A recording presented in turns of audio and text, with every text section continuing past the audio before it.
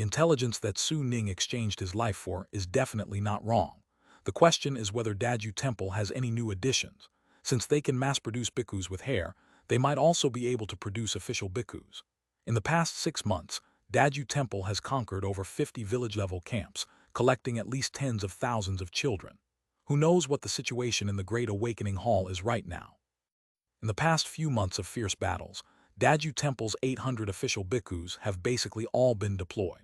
They have even added 7,000 Zen Temple bhikkhus, which makes one question whether they have a means to mass-produce these bhikkhus. Although only 7,000 Zen Temple bhikkhus have been added so far, the Great Awakening Hall is currently a mystery to everyone. No one dares to say what's inside. Li Chuanling said softly, "Up to now, only the 3 masters, Vajra, Yan Long and Hai Ming, have appeared. The other 2 masters have not shown up from the beginning to the end. It is likely that the few Xianyang level from the 9 towns who escaped from the Great Awakening Hall earlier might know something about them. Do you think, when attacking Bashing City, they will deploy several masters?" Xia Hong shook his head, his brows tightly knitted. The situation is basically clear now. Daju Temple has deployed all the forces they can mobilize, leaving only the whereabouts of the 5 masters unknown. The Xianyang level from the 3 towns and other towns are definitely watching Bashing. Once more than 2 masters appear on the Bashing battlefield, they will surely take advantage of King Hipu's vulnerability and attack the Great Awakening Hall. You just stay at King Hipu and wait for the opportunity to reap the benefits. Upon hearing Li Xuanling's words, Xia Hong looked up at her and said with a smile, "During the last battle at Hongyuan, the Xianyang level from the 9 towns had the same idea, but they suffered a great loss at King Hipu, with 2 deaths and 3 seriously injured. Have you forgotten?" Li Xuanling shook her head and said solemnly, "That was the first engagement. They weren't aware of the methods of those masters, right?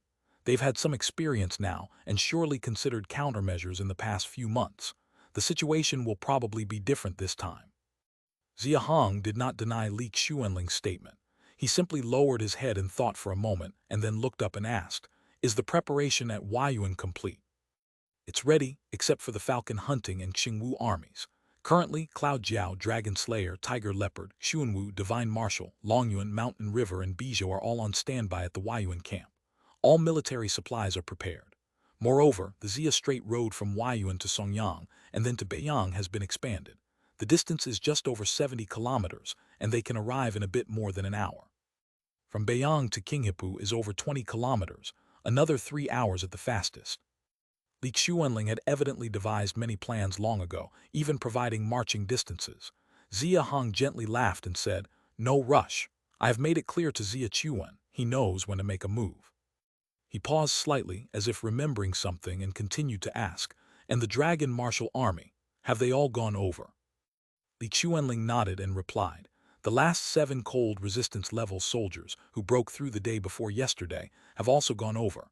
A total of 1,000 from the Dragon Martial Army have all gone over." His negotiations with Murong Chui went well.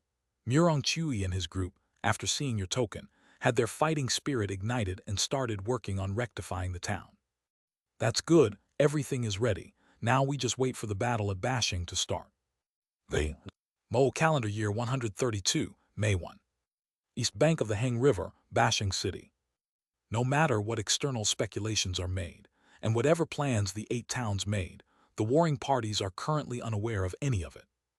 Even if they were, they have no mind to pay attention. Because right now, they are under the most pressure. Like the calm before the storm, as May began, the temperature unexpectedly began to rise slightly, and the chilling east bank wind had lessened, as if the heavens were brewing emotions for this great battle.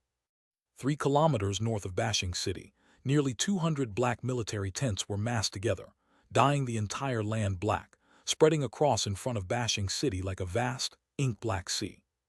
A tent on the edge was suddenly opened from within. 2 soldiers in armor emerged, one after the other from inside.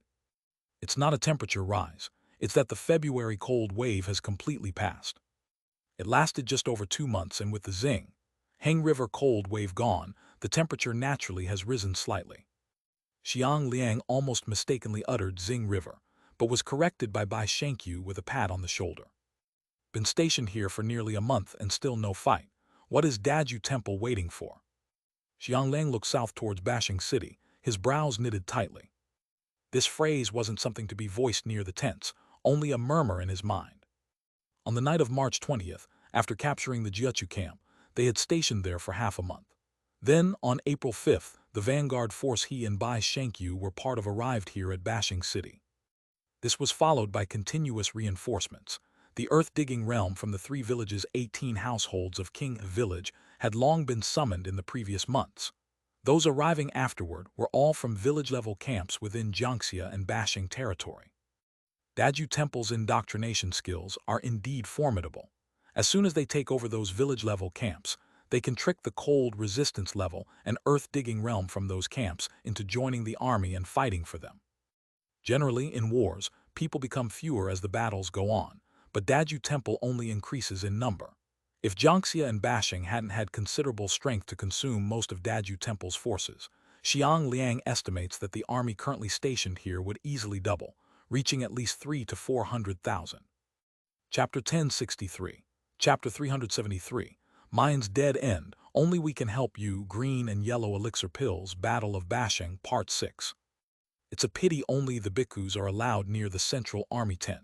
Otherwise, we could know how many masters have arrived. Xiang Liang turned his head to look at the core area of the army tents, his expression flickering incessantly. The reason Daju Temple had been able to advance with unstoppable momentum to Bashing City relied on the skills of those masters, 3 of whom he had witnessed personally. Yan Long Master's Fire Melting Pills and Lengyan Divine Spell, Vajra Master's Zen Gold Powder and 6 Paths Vajra Mantra, and Hai Ming Master's Cold Clearing Bead and Pure Water Divine Spell. Hai Ming Master's Pure Water Divine Spell was used during the attack on Binjung Camp. The Cold Clearing Bead was about the same size as the Fire Melting Pills with a similar usage method. After consumption and chanting the Pure Water Divine Spell with official bhikkhus, the soldiers from the Daju Temple side went into battle seemingly immune to pain, achieving an extreme level of perversion. In Xiang Liang's observation, all 3 attacks on the Binjung camp in January by Daju Temple did not yield satisfactory results. Not to mention the Xianyang level, in January the 3 towns of Jiangxia, Yang, and Dragon Valley combined had amassed 10,000 defensive army troops plus 15,000 earth-digging realm soldiers, whereas Daju Temple had a total of 15,000 earth-digging realm soldiers and just over 4,000 Zen Temple bhikkhus.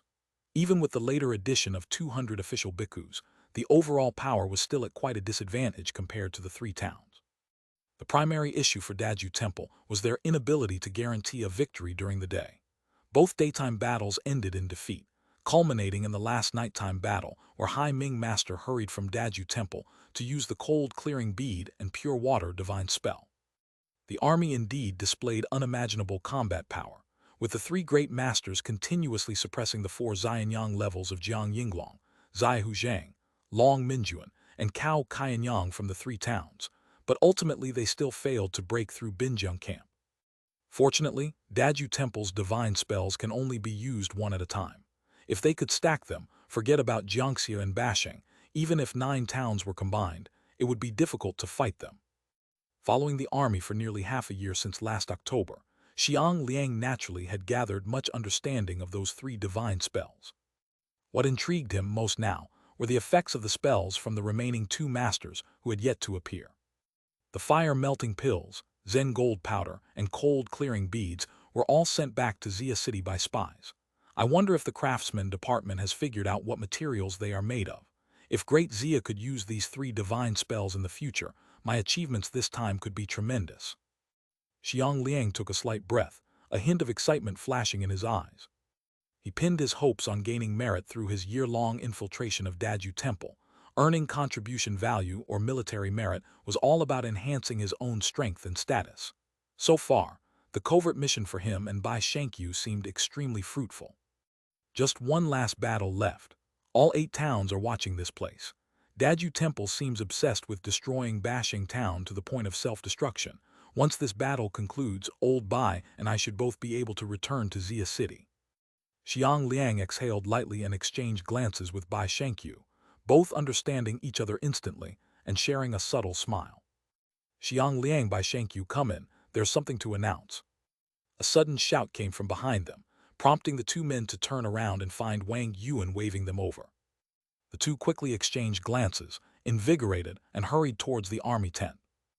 Upon entering the tent, Xiang Liang and Bai Shenkyu's pupils contracted abruptly. For Wang Yuan, who had entered before them, was currently distributing the contents of 2 cloth bags to everyone inside the tent. One bag contained green pills, the other yellow ones. The fire-melting pills were red, Zen gold powder was gold, and cold-clearing beads were blue. The colors before them were unseen up to this point. Both received 2 pills each, and as Xiang Liang squeezed them, he noted their texture was similar to the earlier 3, his eyes gleaming with understanding.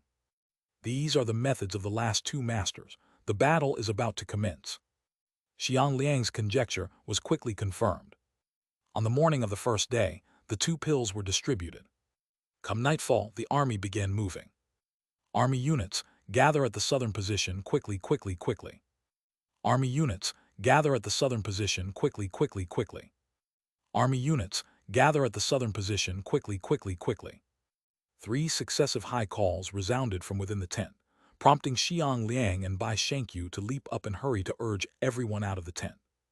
Thanks to Wang Yuxiu's reminder, Wang Yuan treated the 2 quite well, never restraining them on the battlefield and even promoting them to camp managers, which explained their continued association with the Daju Temple's army over half a year. Under their urgent urging, over 1,000 people swiftly collected themselves and exited the tent in no time. Buzz. Upon leaving the tent, a wave of heat surged forward at once. Xiang Liang and Bai Shenkyu raised their heads to see countless troops swiftly gathering southward, a slight chill running down their spines. This was no special heat wave. Having accompanied Daju Temple in war for half a year, they knew it was simply the result of too many earth-digging realm soldiers, their blood fused together emitting this aura. The siege is beginning so soon. The final 2 methods have been distributed. Has everyone arrived? I wonder how many of the 5 great masters have come. The crowd grew exceedingly loud, and Xiang Liang and Bai Shenkyu, no longer fearing eavesdroppers, conversed in low tones while moving towards the southern gathering point. The 2 swiftly arrived at the southern assembly area, eyeing the Bashing City Gate 2 kilometers away with slight solemnity. The final battle was here. Chapter 1064, Chapter 374, The Battle and Fall of Bashing, Xiang Fui's Despair and Hatred, 5 Great Masters. Mo calendar year 132, May 1st night. Looking back over the past half year, starting from the capture of the 2 villages of Jinbai Dragon River, Daju Temple and Jiangxia Town have fought 3 major battles at Hongyuan, Peak Mountain, and Longzhou, followed by 3 more major battles against Bashing at Zhaoyang, Qing Valley, and Jiuk. These 6 major battles involved over 100,000 participants from both sides. If we also count the smaller skirmishes, then over the past half year, the number of battles fought by Daju Temple, even if not 100, would be pretty close. Whether for the commanders or soldiers, battlefield experience is gradually accumulated 1 battle at a time. From this perspective, the army of Daju Temple undoubtedly received the best training over the past 6 months. Though some soldiers were gradually added in later, Commander Yan Xin, Deputy Commander Wu Chen, alongside numerous bhikkhus, the several hundred with cold resistance level from Qinghipu, and over 50,000 earth-digging realm soldiers, all fought from Hongyuan to the current battle. There isn't the slightest doubt in calling them a battle-hardened force. And at this moment, these 50,000 battle-hardened troops are standing at the forefront of the formation. In front of them stand more than 4,000 bhikkhus. Unlike before, they are now clad in 1,000 forged armor. And it's not just these 4,000 or so bhikkhus. At this moment, the Commander Yan Xin, Deputy Commander Wu Chen, and all the cold resistance level troops in the army are all wearing a set of 1,000 forged armor. This armor, of course, is thanks to Jiangxia Town. We've been preparing our army for 3 or 4 hours. Such a good chance, yet Bashing is unwilling to take the initiative to strike. It seems they are really determined to hold out and defend. Standing at the forefront, Yan Xin looked at the distant Bashing City Gate, eyes filled with a chilling aura. He turned and said softly to Wu Chen, "With the revered master taking action, breaking open the Bashing City Gate won't be difficult. The challenge lies in completely breaking through. Junior brother, once the revered master orders the attack on the city, I'll lead the vanguard to break the gate. You take the rear guard to support me." "Understood, elder brother." The 2 exchanged only these words and then fell silent. From the time the army began gathering after nightfall to when the formation was fully set up, it took over 4 hours. The Ice Abyss night only lasts 10 hours, meaning almost half the night had passed. If it were just an individual or a few people standing there without any cold resistance methods, they certainly couldn't endure half a night. Fortunately, 16,000 soldiers stood together. Their surging energy and blood generated heat waves that raised the surrounding temperatures, so everyone hardly felt the cold. As soon as there was movement in Daju Temple's camp, the defenders inside Bashing City immediately reacted, yet despite their readiness, they still didn't encounter an attack from the enemy. With Daju Temple making no move, all they could do was continue to wait. As seconds and minutes passed, the already tense atmosphere grew even more oppressive as the temperature rapidly declined. Buzz. About 3 hours later, until there were just 2 hours left till dawn, a humming sound suddenly emanated from the sky ahead of the military front. All the soldiers raised their heads sharply, only to see 2 old monks in yellow robes quietly appearing in the air without anyone knowing when. The monk on the left had an unusually robust build. The one on the right was holding a red long spear over a meter long. The two simply looked at Bashing City across the distance, their expressions incredibly calm, showing none of the demeanor of those about to attack a city. Greetings to Great Awakening, Yan Long Master. Greetings to Great Awakening, Vajra Master. The 16,000 soldiers below bent in unison to pay respects upon seeing the two. It didn't even require looking at their expressions to discern, just from their voices, the extent of their fervor for these two masters. Yan Xin, lead the army to attack the city. Yan Long Master wasted no words, directly ordering the attack. 9 towns of Mo Mountain, strictly speaking, each had rather vast territories. Even Dragon Valley Town, which had the smallest territory, governed 39 village-level camps. Xiang Camp, seated by Jiangxia, was territory outside the town. After Qing Valley Camp fell, Xiang Fuhai attempted to cede land for peace, ceding land that was also outside the town. The actions of these 2 towns made it clear what attitude each town had toward the village-level camps under its jurisdiction. Village-level camps are utterly unimportant. The town's existence is the foundation of the 9 towns. With the army at the town's gate, Daju Temple clearly realized that there was no longer any need for negotiation with Bashing Town, so once the 2 great masters appeared, they directly ordered the attack on the city. As Yan Long Master finished speaking, even before the army moved, Vajra Master transformed into a golden light, rushing toward the city gate. His figure was originally robust, over 2 meters tall. His muscles, knotted and bulging, instantly swelled by another 30 to 40%, resembling a golden giant, crashing directly into the northern side of Bashing Town. The gate, 9 meters wide and 15 meters high, made of cast iron, stood before him. Bam! The enormous city gate shook violently.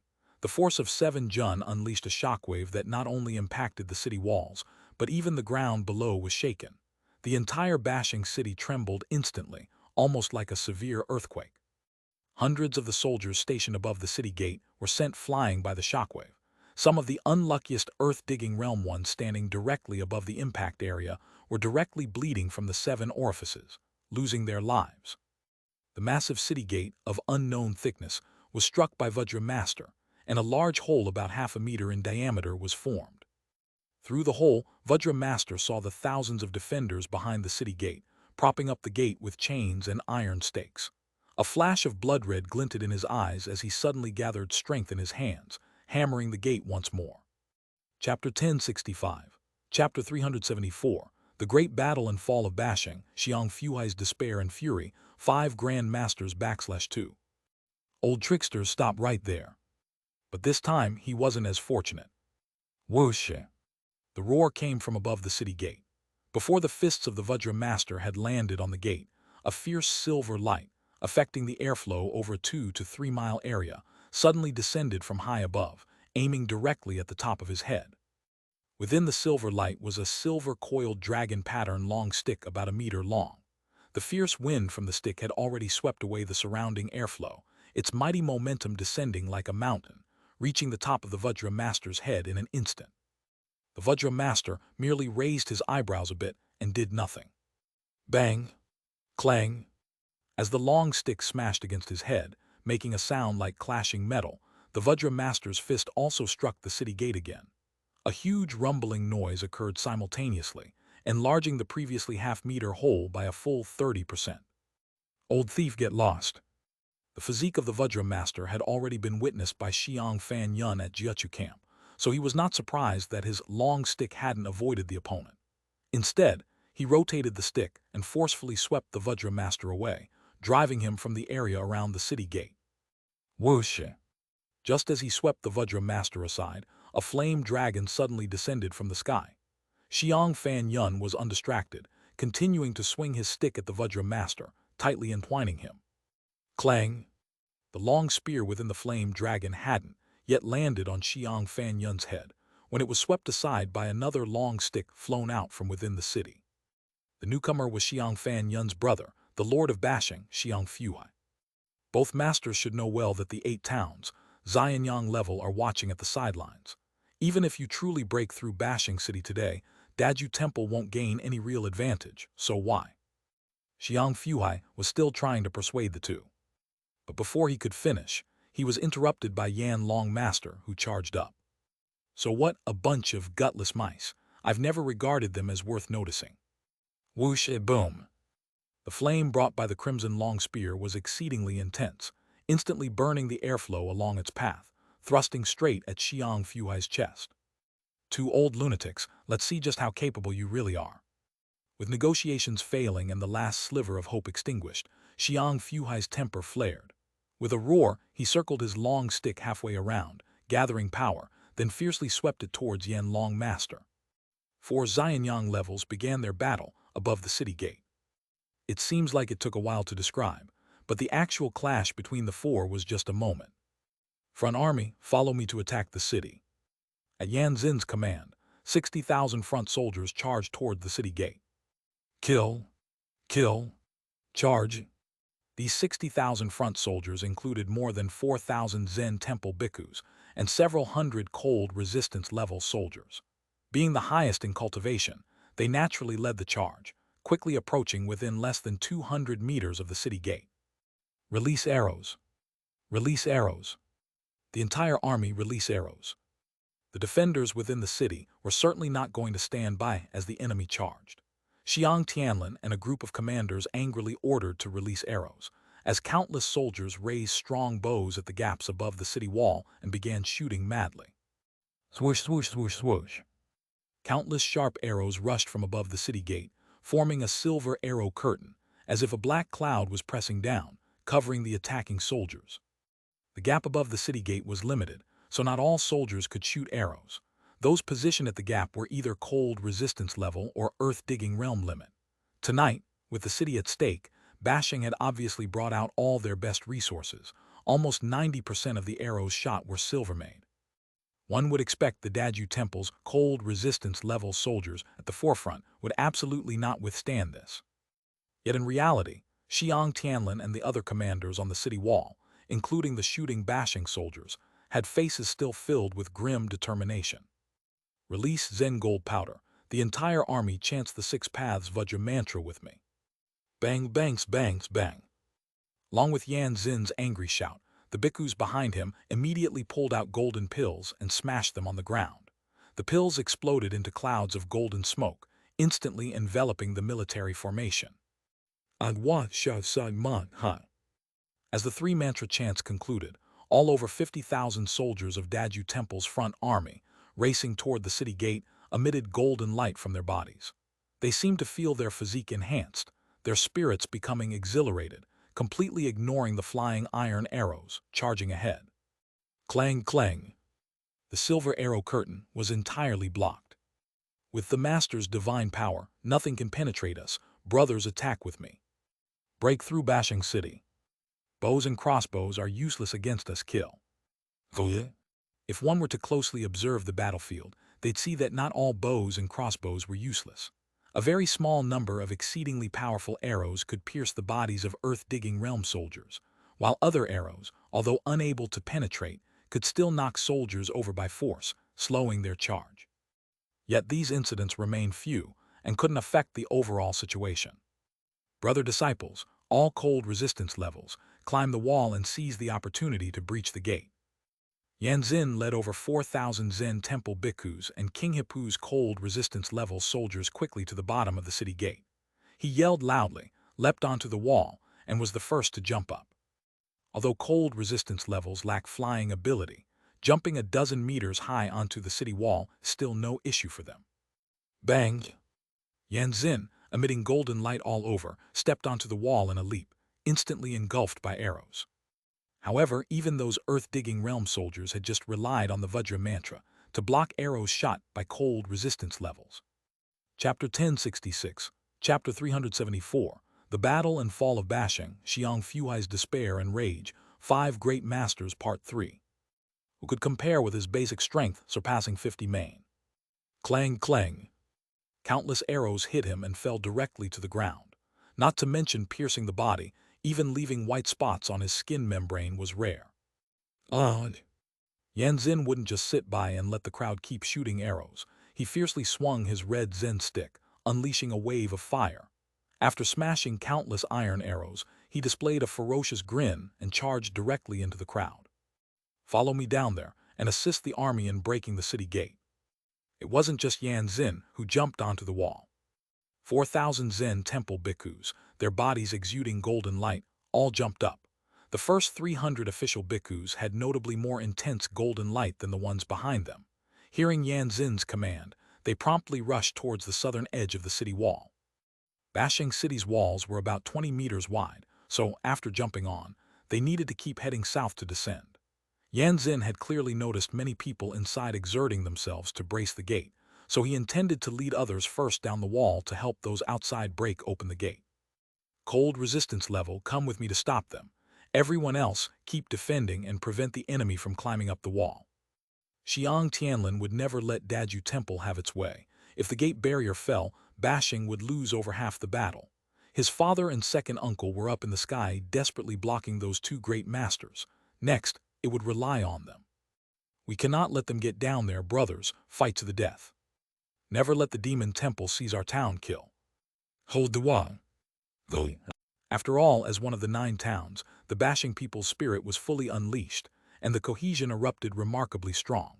As Xiang Tianlin stepped forward, Xiang Tiancheng, the Xiang family disciples and Bashing's remaining over 3,000 cold resistance level, all followed suit. The top of the city wall rang with thunderous shouts of combat. The hole the Vajra master initially blasted in the city gate was under a meter in diameter, at most allowing 2 people in at a time.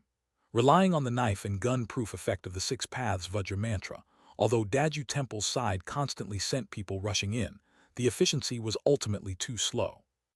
Moreover, once inside, they faced the slaughter of city guard soldiers.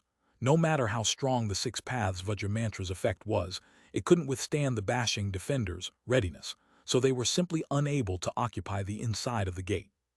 Of course, only a small portion of soldiers flooded the large hole in the door. The majority were using weapons to scale the wall. Soldiers at the earth-digging realm had basic strength over 10,000 pounds. While they couldn't jump directly like those at the cold resistance level, they could easily scale the 10-meter-high wall with weapons and strength. However, the premise was there were no guards above. Xiang Tianlin, in the act of blocking Yan Xin and a crowd of bhikkhus, had just ordered all earth-digging realm soldiers atop the walls to prevent the enemy from climbing up, so at that moment, neither side could find the other's loophole. Both sides were attacking and defending, relying solely on desperation. With the entire 6,000 from the front army reaching the wall's base, Daju Temple's deputy commander, Wu Chen, brought the rear 10,000 to the foot of the wall. Seeing the front army less than 10,000 rushing to the wall, with over 30,000 anxiously below, Wu Chen furrowed his brow and swung his sword, slicing an iron arrow away. Coldly ordering to the 3 bald bhikkhus behind him, Jin He, Hai Yuan, Giant Mountain, you each lead 20,000, circumvent the gate, and climb at 2 sides finding places where the enemy is weakly defended. Yes, senior brother. The 3 behind him agreed verbally, and swiftly led their army of 20,000 to bypass on both sides of the gate, seeking unguarded places to scale the walls. The wall stretched over 15 kilometers. Naturally, the focus was breaking the city gate, but at the moment Bashing's defenders clustered around the gate area. Yan Xin and his group hadn't broken through for so long, indicating the intense resistance of Bashing. Since that's the case, other methods needed considering. Divide forces, watch those 3 armies and prevent them from reaching the wall. Bashing's commanders atop the wall realized Wu Chen's intent, immediately shouting to signal their own side to divide forces and observe. By now you could see, though Bashing had fewer cold resistance levels compared to Daju Temple, the defenders outnumbered Daju Temple's forces overall. They had more numbers and were the defending side from higher ground. In normal battle conditions, they wouldn't be this disadvantaged. The main issue was that Vajra mantra. The enemy's body that couldn't be pierced by blades or bullets was truly heaven-defying. In less than an hour, relying solely on the Vajra Master's door hole, a large contingent of earth-digging realm soldiers had indeed killed their way inside the gate. Judging by the scale, there's at least 1,000 or two, and new ranks kept charging in from behind, unexpectedly occupying over 100 meters region within the gate. Bang! From the southern end of the wall, Yan Xin swung his arms fiercely, killing a cold resistance level from Bashing with over 20 main. Looking at the near edge of the wall, he unhesitatingly leaped downward. "Follow me and jump down the wall. The time for the breach is now." One after another, white-clothed bhikkhus followed him, gathering strength to jump down, with a large group of gray-clothed bhikkhus behind them following suit. "The city wall can't hold, they all jumped down. We shouldn't have split forces, shouldn't have. If we don't divide forces, allowing those 6,000 earth-digging realm soldiers in elsewhere, the gate ultimately ends up breached too. Why panic as long as the gate remains intact? There's no trouble. Tiancheng Tian, continue slaughtering the wall's enemy troops. Everyone else follow me to guard the gate." Chapter 1067, Chapter 374, The Battle and Fall of Bashing, Xiang Fuhai's Despair and Fury, the Five Great Masters /4. Xiang Tianlin shouted to stop everyone's conversation, seeing that 2,000 to 3,000 bhikkhus had already jumped off the city wall, and he also took a group of people and jumped down. Wu Chen's more than 60,000 people were meant to lure them into splitting their forces to guard, intending to divide the strength of the gate defenders. He had noticed this long ago. The problem was, noticing didn't help. Regardless, it had to be addressed. "The key is the gate. As long as we hold the gate, we'll be fine."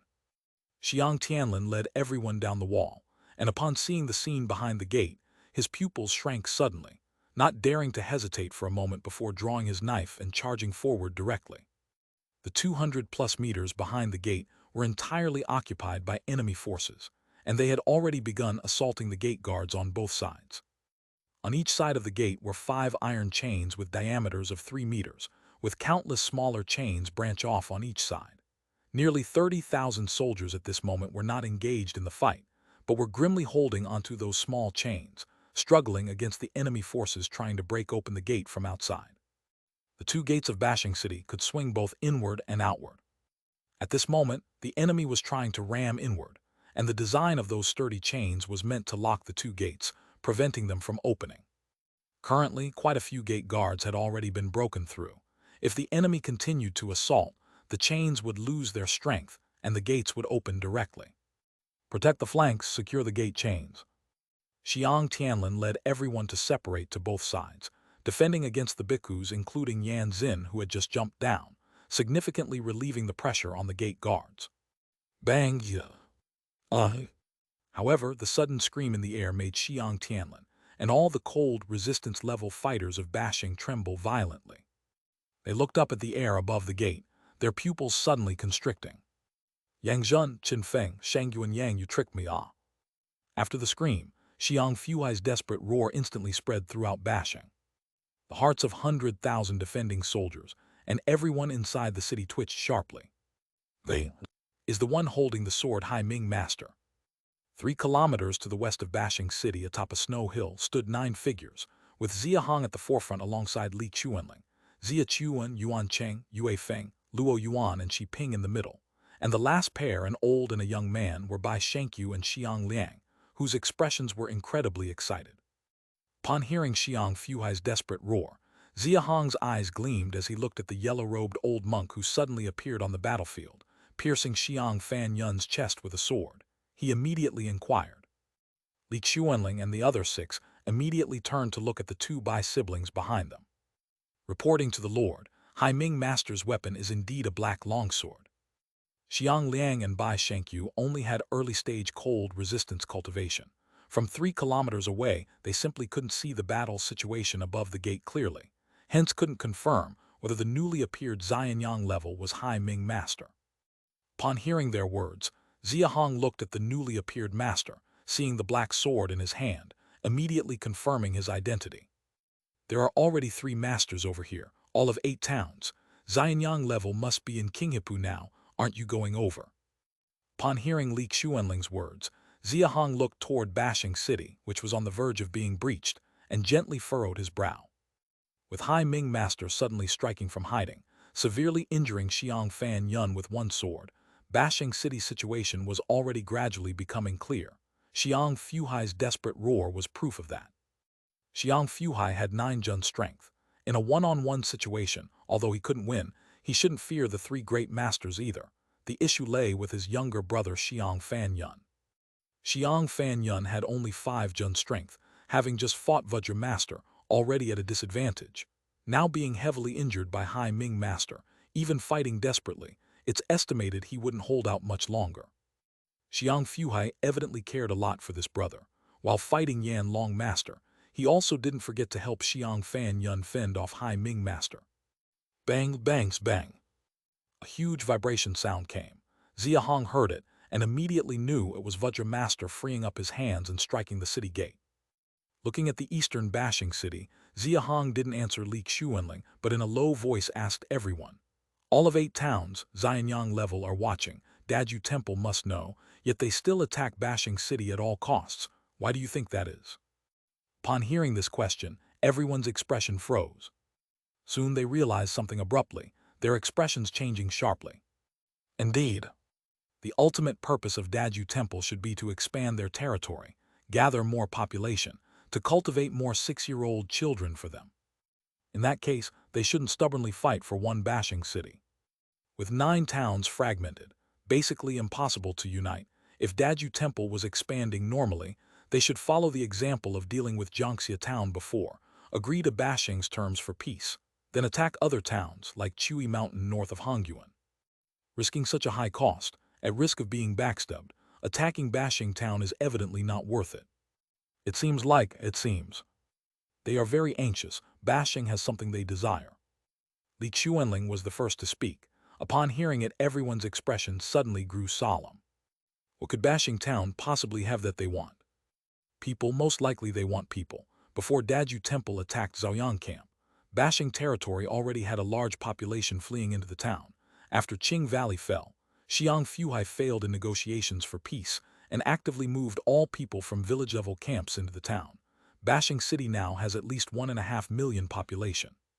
Chapter 1068, Chapter 374, Bashing Battle and Fall, Xiang Fuhai's Despair and Fury, 5 Great Masters. As Xia Chuan spoke, Yuan Cheng, Yue Feng, Luo Yuan, and Xi Ping were all taken aback, with 3 scenes flashing through their minds. The wood puppet monster in the valley, 9 years ago. The Mirror Valley camp, 7 years ago. The Yanglo Forbidden Land, 6 years ago. Li Xuanling had been in Great Xia for many years and was naturally clear about its past. Seeing everyone's expressions, she immediately guessed what was on their minds. No, over the past half-year, Daju Temple has captured more than 60 village-level camps. Although Jiangxia and Bashing have relocated most of the population, they still control over 1.2 million people. Could these not be used readily? Why must they attack Bashing City? Who said they didn't want those readily available people? All the Earth-Digging Realm cold resistance-level recruits from the 60 village-level camps were enlisted by Daju Temple. Now, only ordinary people and Logging Realm remain. Not to mention their fanaticism towards Daju Temple, even if they were to be killed, it wouldn't take long. Upon hearing this, everyone gulped, looking toward the eastern Bashing town with fear on their faces. Lord, we can't stay here any longer. Who knows what tricks Daju Temple is up to? Staying here is undoubtedly dangerous. That's right, Lord, let's go to Qinghepu. 8 towns Xianyang level is now in Qinghepu. Perhaps they've already clashed with those 2 masters. It's safer there, and maybe we can even gain some advantage. Lord, staying here isn't wise for long, let's retreat. Hearing their persuasion, Xia Hong furrowed his brows and turned to say solemnly, You can escape the monk but not the temple. No matter what Daju Temple plans based on past experience, any deceitful monster, once it matures smoothly, is extremely destructive. Ignoring it will definitely lead to disaster in the end.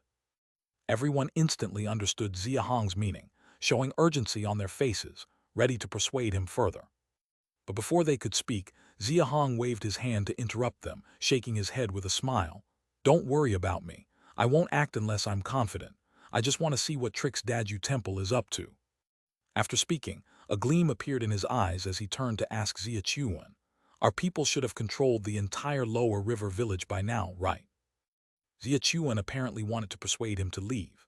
Seeing Xia Hong's determination and hearing him ask about lower river village, he quickly nodded in response. As soon as night fell and the bashing news came, the Cloud Dragon army set off from Huayuan. From Huayuan to lower river village takes at most 4 hours. Now it's about half an hour before dawn. Liu Yuan must have already controlled the entire lower river village. Good, you all immediately rush back to lower river village. Monitor the villages under Daju Temple's control for any anomalies along the way. Send people to secretly observe the battle in King Village. See the outcome between 8 towns, Xianyang Level and Daju Temple's 2 great masters. Until I return from Bashing Town, hold down lower river village, and by no means act recklessly. Understood. Leading 6 people, Xia Chuan bowed in agreement, then raised his head, worry etched on his face, reluctant to move for a long time. Li Xuanling didn't reply at all, displaying resistance, clearly unwilling to leave Xia Hong alone. Seeing them act this way, Xia Hong shook his head and said, "Fine, if you truly worry about me, hurry and break through to Xianyang Level. With your current strength, do you have the need to worry about me?" At these words, an embarrassed expression appeared on everyone's face. "Humph, I'll hurry and break through." Even knowing Xia Hong said this to provoke her, Li Xuanling's pride was still aroused. Realizing persuasion was useless, she snorted coldly, turning to swiftly leave northward. "Lord, take care. We'll wait for the Lord's return at Lower River Village." Xia Chuan and others didn't say more, all bowing in farewell. After the 8 had left, Xia Hong turned to look at the eastern Bashing Town, a gleam passing through his eyes as he slowly approached. With Li Xuanling and the 8, he was cautious of being detected by the 3 great masters of Daju Temple, hence didn't dare get too close. Now, left by himself, he felt free to move. "My sensing range is about 500 meters. Regardless of Daju Temple's 3 great masters' skills, their strength is not as good as mine, so their sensing range surely isn't as strong. Their limit distance is roughly 500 meters. As long as I don't exceed this range and conceal myself wholly, there should be no problem." After roughly estimating, Xia Hong slowly edged toward the battlefield. The estimate might not be accurate but worth trying after all. Now alone, if failed, he could just act early anyway. Boom! After taking more than 20 full force strikes from Vajra Master, Bashing City Gate finally couldn't bear the strain and was completely destroyed. Along with the shattered gate were more than 10,000 Bashing gatekeeping soldiers chained on both sides of the gate. Initially numbering over 30,000 gatekeeping soldiers, now only 10,000 remain because the rear of the gate was long occupied by Daju Temple soldiers. Despite Xiang Tianlin leading protection efforts, the defeat was inevitable. Constantly, gatekeeping soldiers got killed, their chains exerting less force, eventually leading to Vajra Master breaking it completely, which was naturally consequential. "Bashing City is breached, brothers, charge with me." "The Master has breached the gate, brothers, charge." Chapter 1069, Chapter 374, The Battle and Fall of Bashing, Xiang Fuhai's Despair and Hatred, the 5 Grand Masters. "Bashing City will change hands today. What's this nonsense about the 9 towns? In front of our Daju Temple, they're nothing but paper tigers." The moment the city gate was breached, Daju Temple's morale soared once more, with everyone surging forward like they were on stimulants. Relying on the golden light to protect them, they recklessly charged ahead. Originally, they only occupied a width of 500 meters behind the city gate, but with this surge in morale, the soldiers flooded through like a tidal wave, quickly doubling the area they held. Furthermore, they kept expanding. Bashing City was completely breached. They've broken the city ahead of schedule. At the forefront of the battlefield, Yan Xin looked up at the sky. Realizing there were only 10 minutes left before dawn, a cruel smile flashed across his face. The master chose to attack the city 2 hours before dawn, and he could somewhat guess his intention. To attack directly during the day, even though Bashing's earth-digging realm couldn't join the battle, they also couldn't use Zen gold powder to enhance their physiques, giving them little battlefield advantage. Previously, they couldn't breach Jiuchu camp during the 2 daytime hours, and Bashing's defenders dragged it into nighttime battles. Facing Bashing Town's even sturdier defenses, trying to breach it in 2 hours was even more unrealistic. And once they failed to breach the city during the day and were dragged into night battles, Bashing Town's earth-digging realm would fully retaliate, putting Daju Temple in a disadvantageous position. By choosing to attack the city with 2 hours left before dawn, they could firstly leverage Zen gold powder to gain an advantage, and if they couldn't breach in 2 hours, they could use fire melting pills to continue fighting, while Bashing's earth-digging realm would have to retreat entirely.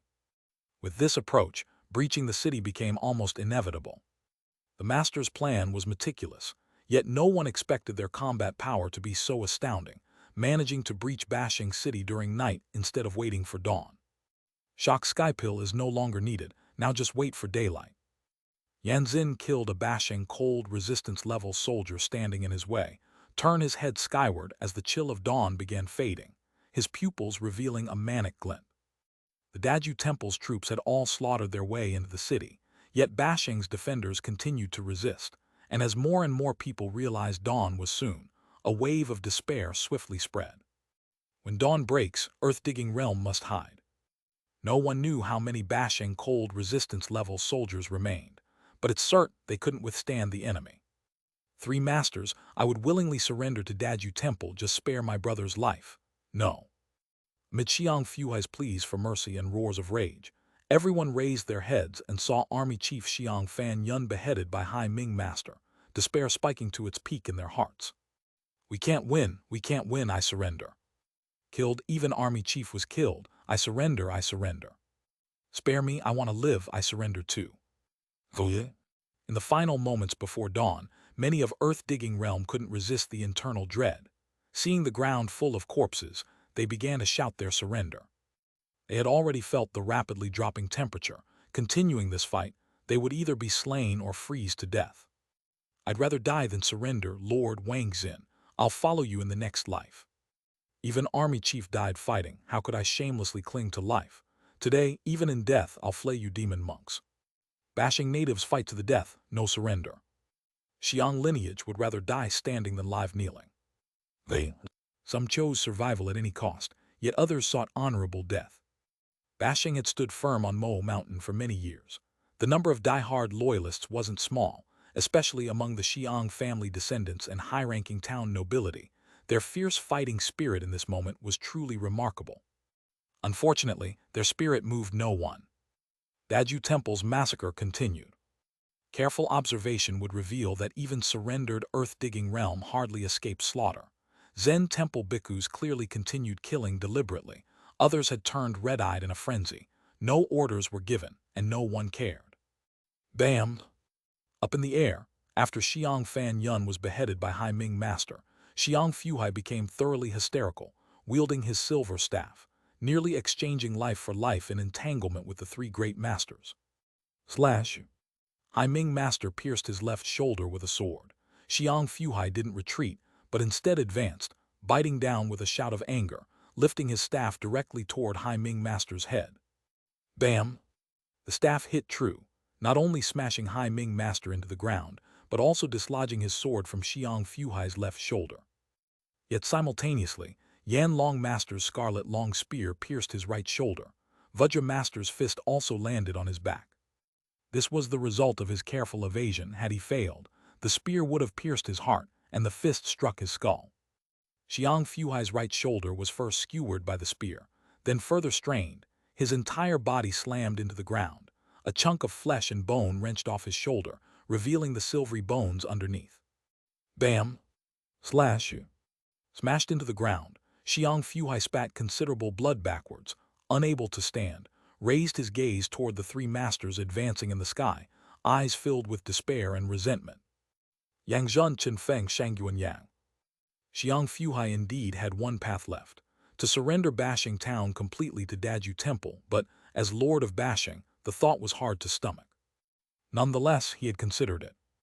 Especially when Daju Temple marched from Jiuchu Camp toward Bashing Town last month, he genuinely contemplated surrendering. Unexpectedly, the northern 3 towns' lords Yangzhen, Qinfeng, Shangyuan Yang came knocking. The 3 promised their appearance and assistance should he lead Bashing in a fight to the death. Despite their alluring assurance, Xiang Fuhai, over 130 years old, wasn't naive and wouldn't readily believe. The key was their immediate threat after promising, should Bashing dare surrender to Daju Temple, the three towns would jointly destroy him. Thus, Xiang Fuai was compelled to choose fighting to the death. But realizing now, couldn't he comprehend? They played him. Yang Zhen and the others coaxed and intimidated him into fighting here to keep Daju Temple's main force occupied, making it easier for them to act against Daju Temple's base at Qinghepu. Thinking of those who tricked him, Xiang Fuhai's resentment nearly overflowed, but watching the three masters slowly approach, his hatred could only turn into despair. That's enough. A soft voice rose beside his ear, making Xiang Fuhai's expression suddenly freeze. Apart from the three masters soaring toward him, two more individuals joined them. Seeing the appearance of the two, Xiang Fuhai's pupils contracted sharply. The two also donned yellow robes, skins smooth as newborns, with two white brows hanging above their eyes, calm and serene. In attire and demeanor, they were identical to the three masters. No, there was some difference. The left older monk possessed glinting green pupils, having spoken earlier, now staring at him with tranquility. All five great masters were in Bashing. What were Yang Zhen and others doing at Qinghepu? Thoughts flew through Xiang Fuai's mind, shocking him uncontrollably, his expression turning to panic. It's daylight, distribute the primordial soul pills, begin chanting the rebirth mantra. Chapter 1070, Chapter 376, Primordial Soul Pill and Rebirth Mantra, Red Blood Demon Dragon, Shocking Chain. Mo calendar year 132, May 1st. The final moments before dawn. More than 10 kilometers north of Bashing City. After bidding farewell to Xia Hong, Li Xuanling, and a group of 8 people galloped northward. From Bashing to return to Lower River Village, they first had to head north through the Jiuk and Binjiang realms, reach Hongyuan, then turn towards Xing River North Bank, and walk about 50 more kilometers west along the North Bank. The total mileage of this journey exceeded 200 kilometers. By the time the 8 returned to Lower River Village, it would definitely be after dawn. Is that White Screen Village? Li Xuanling, leading the group, suddenly stopped and pointed to a village not far northeast, engulfed in a large number of bonfires, and inquired of the others. The 7 people behind stopped as well. While Xia Chuan was still contemplating the map, Xiang Liang nodded and said, "Madam, that is White Screen Village, the westernmost village-level camp of Jiachu Camp, with a population of just over 30,000, though now there should only be a little over 20,000 left." Jiachu Camp had long been occupied by Daju Temple. The cold resistance level and earth-digging realm individuals in the village had all been conscripted away, so the population had naturally decreased significantly. Xia Chuan recalled this and nodded his head. The great Xia had already mastered the maps of Jiangxia and Bashing towns, but Xiang Liang, having stayed here for half a year, remembered them a bit more clearly. Let's go over and see what's happening. As soon as Li Xuanling said this, she headed towards White Screen Village. Xia Chuan glanced at White Screen Village and immediately realized something, his facial expression changing slightly as he swiftly followed her. There's something wrong with this village, Yue Feng stated and then followed the two, noticing Yuan Cheng's 5 were following but clearly puzzled. He instantly prompted, "What hour is it now?" Yuan Cheng's 5 had a facial change upon hearing this, instantly realizing the situation. Dawn was almost breaking.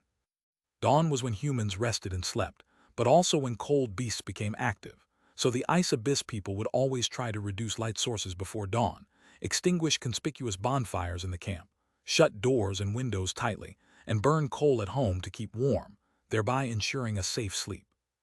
Yet White Screen Village had so many bonfires burning brightly at this moment, which was clearly abnormal. White Screen Village, plaza before the main building. A cluster of bonfires standing over 10 meters tall burned vigorously. The firelight illuminated the entire plaza brightly, where over 20,000 men, women, old and young were gathered, all staring fanatically at the high platform of the main building. On the high platform of the main building, a bhikkhu with hair and gray clothes held a green pill, speaking loudly to the crowd. "Everyone, the guru has decided to open the gate of pure land for us. As long as you take the primordial soul pill and follow me in reciting the rebirth mantra, you can eliminate the root of all karmic obstacles, from then on free from suffering and with the guru, be reborn in infinite pure land." The bhikkhu's expression was intensely fanatic. After speaking, he directly swallowed the green primordial soul pill and then looked down at the over 20,000 people below. The people below, regardless of gender or age, also raised their hands.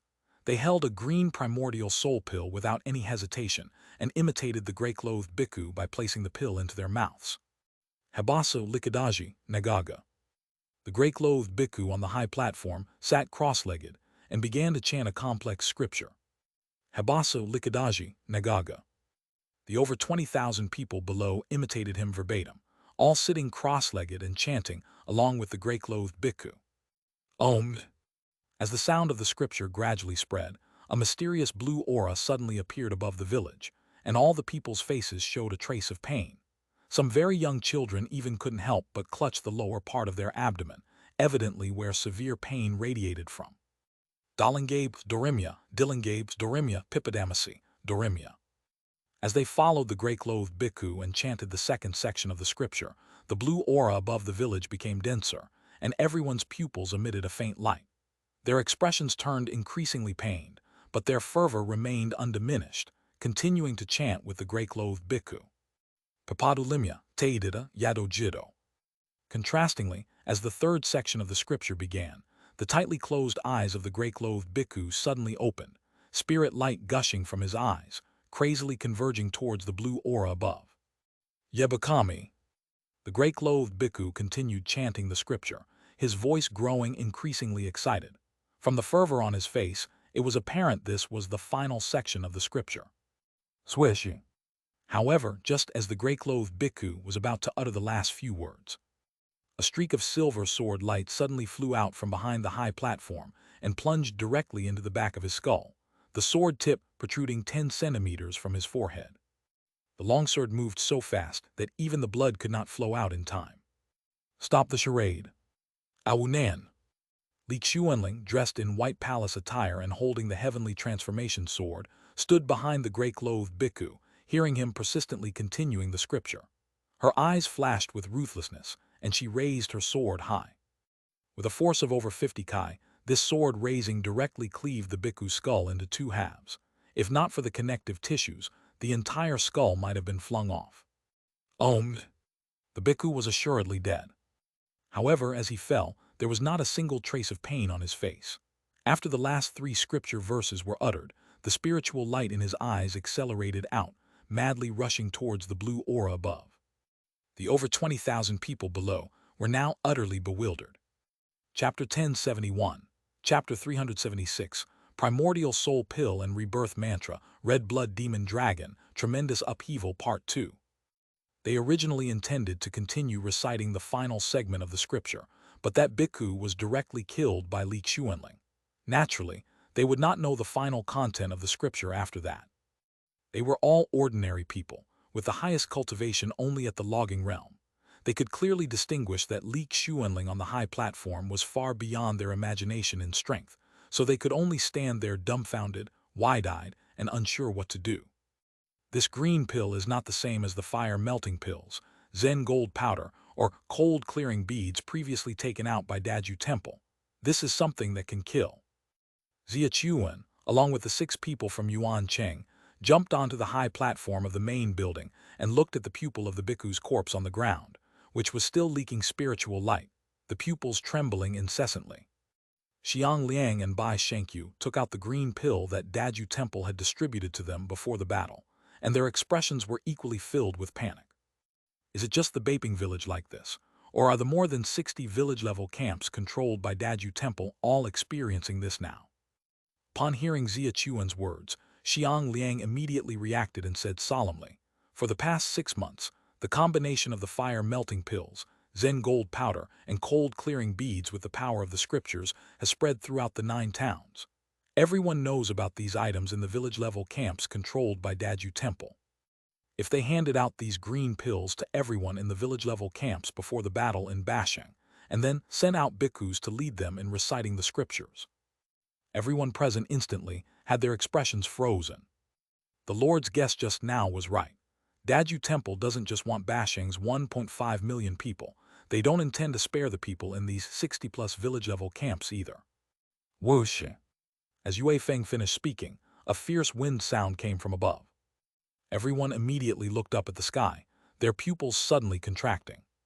Countless trails of blue spiritual light were flying swiftly from the sky in the north, rapidly gathering towards the south, which is where the bashing town they left a while ago is. The spiritual light from the eyes of the gray bhikkhu who just died on the ground hovered in the air for a moment, as if sensing something, then followed the rest of the spiritual light, hastening towards bashing town. Li Xuanling's face changed rapidly with worry and finally couldn't help but be concerned about Xia Hong. He ordered everyone in a deep voice, "I'll go back to bashing to notify the Lord. Xia Chuan, you rush back to Lower River Village at full speed. Bai Shenkyu stays here to watch. The rest of you disperse and check the other villages. Save as many as you can." "Yes, madam." Xia Chuan and the others, knowing the urgency of the matter, quickly nodded in agreement. Li Xuanling headed back alone to Bashing City in the south, while Xia Chuan continued north. Besides Bai Shenkyu, who stayed to guard Baping Village, the other 5 also parted ways after a brief discussion. As the sky filled with azure light in the 60-plus villages occupied by Daju Temple in Jiangxia and Bashing, the 18 households in the 2 villages of Qinghepu were not idle either. What is that azure light? In Lower River Village, Liu Yuan, donned in Lei Qi golden armor, stood on top of the main building, gazing toward the continuously rising azure light in the north. He observed the azure light gathering toward the southeast with a puzzled expression. Boom! The rooftop of the main building suddenly shuddered as 2 individuals clad in thousand-forged Thunder Qi golden armor leaped onto the rooftop, walking quickly toward Liu Yuan and bowing. Scout Camp Colonel Wang Yuan, reporting to the Vice Commander. First Camp Colonel Zhu Xing, reporting to the Vice Commander. Upon hearing their voices, Liu Yuan immediately turned and urgently asked, "What is the situation over at Qinghe Village, and how many people from Daju Temple are engaged in battle?" Only after speaking did he notice that Wang Yuan and Zhu Xing's pupils were filled with deep horror, and their expressions were even more bewildered than his. Wang Yuan spoke first. "Sir, everyone in Qinghe Village just took the green pill and then recited the scriptures along with a group of Zen temple bhikkhus. After finishing the scripture, it seemed like everyone had a blue spiritual light extracted from within. These lights flew out from their eyes, hovered in the sky for a moment, and then all flew toward the southeast. After the blue lights were extracted from their bodies, they immediately died. Everyone, including the Zen temple bhikkhus, perished. Not a single person survived. All dead." Upon hearing Wang Yuan's words, Liu Yuan's pupils contracted abruptly. He quickly took a cloth bag from his waist, opened it, and seeing the tens of thousands of green pills inside, his face instantly filled with shock. So the more than 20 Zen temple bhikkhus who came here earlier planned to distribute these green pills to the people of Lower River Village and then lead them in chanting scriptures. If we weren't here, the more than 50,000 people in Lower River Village would all be dead, not a single one spared. Wang Yuan took over Liu Yuan's statement, his voice incredibly somber. Recalling the scene he glimpsed earlier in Qinghe Village, he still felt unable to recover, with his pupil filled with lingering terror. Suddenly remembering something, he turned and signaled Zhu Xing. Beside him, Zhu Xing, unable to hold back seeing Wang Yuan's prompt, hurriedly saluted Liu Yuan. "Sir, an hour ago, a Xianyang level from the 8 towns directly destroyed the Great Awakening Hall. Fearing that those people would notice, I didn't dare go close, so I couldn't clearly see the situation. I only vaguely saw 15 people acting simultaneously. After the Great Awakening Hall was destroyed and submerged into Qilong Lake, then Qilong Lake." Zhu Xing paused, exchanged a glance with the nearby Wang Yuan, and with deep fear reflected in his pupils continued. "Qilong Lake suddenly erupted with billowing black smoke, and a demon dragon about 1,000 feet long, covered in blood-colored scales with 4 claws and green eyes, flew out from the lake." Chapter 1072, Chapter 376, Primordial Soul Pill and Rebirth Mantra, Red Blood Demon Dragon, Shocking Change, Part 3. The demon dragon not only breathes magma, but can also summon winds, drive water, and control lightning. Its power is extremely terrifying. As soon as it appeared, it stirred up thunderstorms and surrounded the entire Qilong Lake. 15 Xianyang-level warriors from the 9 towns have been trapped inside and are now engaged in a fierce battle with the dragon. The commotion is so great that it can be heard within a 10-kilometer radius. The information about King Village that Wang Yuan just mentioned already filled Liu Yuan's face with shock. Now, after hearing Zhu Xing's words, his pupils trembled even more, eyes full of astonishment. 1,000 Jiang red blood demon dragon, spewing magma, summoning winds, driving water, controlling thunder, emerged and trapped 15 Xianyang level warriors. Liu Yuan suddenly thought of something and asked Zhu Xing in alarm, "Lord, could it be that the Lord is also in?" Before he could finish asking, he realized it. Zhu Xing had just mentioned that, worried about being detected by those Xianyang-level warriors, he dared not go near, so he surely couldn't confirm the identities of those 15 warriors. The red blood demon dragon means that there wasn't a single master left in the Great Awakening Hall. Daju Temple's attack on Bashing was actually to lure the Xianyang-level warriors from the 8 towns to Qilong Lake. This dragon is their means to deal with the 8 towns. Liu Yuan's expression looked grim.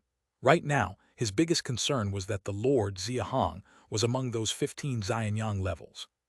The 1,000 Jiang dragon, leaving aside its strength, just its size alone far exceeds any cold beast they've encountered before. Moreover, could something that has been kept by the Great Awakening Hall under the lake for 7 or 8 years be simple? Wang Yuan, Zhu Xing, continue monitoring the area around King Village. Report any situation immediately. We currently can't determine the Lord's location, and the minister is absent. Just occupy Lower River Village for now. If there are any changes, I'll send someone to notify you immediately. Understood. The two left the main building and headed north towards King Village. Liu Yuan turned to survey the entire Lower River Village, seeing the golden armored soldiers scattered around the main building, his expression slightly tensed. In the first half of the night, he had led the Cloud Dragon army from Weiyuan. Following orders from the minister, they controlled the population of Lower River Village and quickly sent Wang Yuan and Zhu Xing to monitor King Village. Those at the earth-digging realm and cold resistance level in Lower River Village were mostly absent, leaving over 50,000 ordinary people and logging realm individuals. The Cloud Dragon army could easily control them. The only unexpected incident occurred just before dawn when over 20 Zen temple bhikkhus suddenly came over. Liu Yuan did not hesitate, capturing all of them with the Cloud Dragon army on the spot. The cloth bag filled with green pills hanging from his waist was taken from those Zen temple bhikkhus. Lord, please don't be a Qilong Lake. Even though Liu Yuan lacked the full grasp of information like Xia Hong and Xia Chuan, he could still piece together most of the situation based on current events. Thus, he could only hope that Xia Hong hadn't fallen into Daju Temple's trap. As for the 15 Xianyang levels from the 8 towns, he was not concerned. Regardless of the outcome of the battle between the 8 towns, Xianyang levels and the dragon, it would likely be unfavorable for Great Xia. Hopefully they'll both suffer heavy losses, with neither gaining any advantage. Liu Yuan could only pray anxiously on the spot, waiting for Xia Hong's return. Liu Yuan's prayers had little effect. Rumble. East of King Village, Qilong Lake. 1,000 meters in the sky hovered a mass of pitch-black clouds. Within the clouds, thousands of bolts of lightning struck continuously, impacting the edges of Qilong Lake within a radius of 5 kilometers. The entire body of water was encased tightly, resembling a spherical thunder prison from the outside. If someone had sharp enough sight, they could see 15 silhouettes within the thunder prison, each wielding various weapons, jointly confronting a 1,000 Jiang blood dragon. Roar! Above the thunder prison, the immense dragon body coiled and twisted. 4 sharp claws slashed through the air, suddenly turning towards a middle-aged man in white wielding a silver, long spear on the flank and roared angrily. As the roar erupted, the black clouds above surged instantaneously, condensing 15 thick bolts of lightning that struck precisely at the 15 Xianyang levels surrounding them. The largest bolt struck straight at the white-clothed middle-aged man on the flank. Not only did the dragon use lightning, but it also launched streams of magma over 3 meters in diameter from its mouth, emitting intense heat, drowning the man in white almost instantly. At this moment, an elder in blue wielding dual green swords dodged the lightning with a flash of his body, leapt high, and descended onto the dragon's forehead from above. Along with his body, his green dual swords came crashing down. As the green dual sword slashed down on the dragon's forehead, a 1,000 Jiang tall silver bone appearance silhouette emerged behind the elder. This ghostly figure also wielded dual swords, mirroring his movements, chopping fiercely at the dragon's forehead. As the green dual swords descended, two fierce ghosts with azure faces and fangs flew out from the blade, biting down at the dragon's forehead. Boom, crack, bang. However, despite the two swords landing, no mark appeared on the dragon's forehead. It merely sagged several meters under the force, with the dragon's body not budging an inch. Roar! The dragon roared angrily, lifting its head sharply, flinging the elder off its forehead. It unleashed an even more intense column of magma from its mouth, forcing the elder to constantly dodge in the air. Whoosh! The magma column alone was over 3 meters in diameter, and with the dragon's head constantly adjusting its position, no matter how swift the elder was, he couldn't continuously evade it. After dodging several times, he was eventually drowned by the magma column, just like the man in white earlier. Chapter 1073, Chapter 376, Primordial Soul Pill and Rebirth Mantra, Red Blood Demon Dragon, Sudden Upheaval 4. The temperature of the fire pillar was exceptionally intense. It engulfed the old man instantly, and like the alternation of heat and cold, it emitted black smoke, suddenly transforming into a massive black stone floating midair. Whoosh! The white-robed middle-aged man and the old man were successively submerged by molten lava. Another middle-aged man, dressed in black and holding a silver longsword, suddenly charged from the sky towards the face of the demon dragon. His longsword was as swift as a meteor, trailing 100 jang-long silver sword edge in the air, slashing ferociously towards the demon dragon's left eye. As the sword edge flew out, 1,000 jang tall golden bone shadow also materialized behind the black-robed middle-aged man, holding a longsword like him, thrusting synchronously, targeting the demon dragon's left eye. Yang Zhen, Shangyu and Yang, stop pretending. If we don't join forces to trap the demon dragon, we're all dead. Before the black-robed middle-aged man's sword edge reached its target, he realized it was an excellent opportunity. Seeing the demon dragon about to maneuver its tail to dodge, he immediately roared at the two black stones suspended in midair. Boom, boom! The two boulders exploded suddenly, and the white-robed middle-aged man and the green-robed old man flew out simultaneously from inside. Although their clothes were scorched by molten lava and they looked a bit disheveled, there wasn't much panic on their faces. Bone shadows appeared behind both men, each towering 1,000 jang high. The bone shadow of the white-robed middle-aged man, Yang Zhen, was golden. The bone shadow of the green-robed old man, Shangyu and Yang, was silver. Everyone, join forces to trap the demon dragon. Yang Zhen shouted to the crowd, and his long spear flew out abruptly, leaving a silver streak in the sky. The bone shadow synchronized, thrusting the 1,000 jang-long spear directly into the demon dragon's left abdomen. Although Shangyu and Yang didn't utter a word, his movements were swift. With twin green blades held by his bone shadow, he slashed down fiercely from the right side, cutting into the demon dragon's right back. Meanwhile, 12 figures launched simultaneous attacks from all directions. The bone shadows behind them were much smaller than those of the three, the smallest over 300 jang, the largest over 800 jang. The 12 joined the assault from various angles, attacking almost all parts of the demon dragon's body.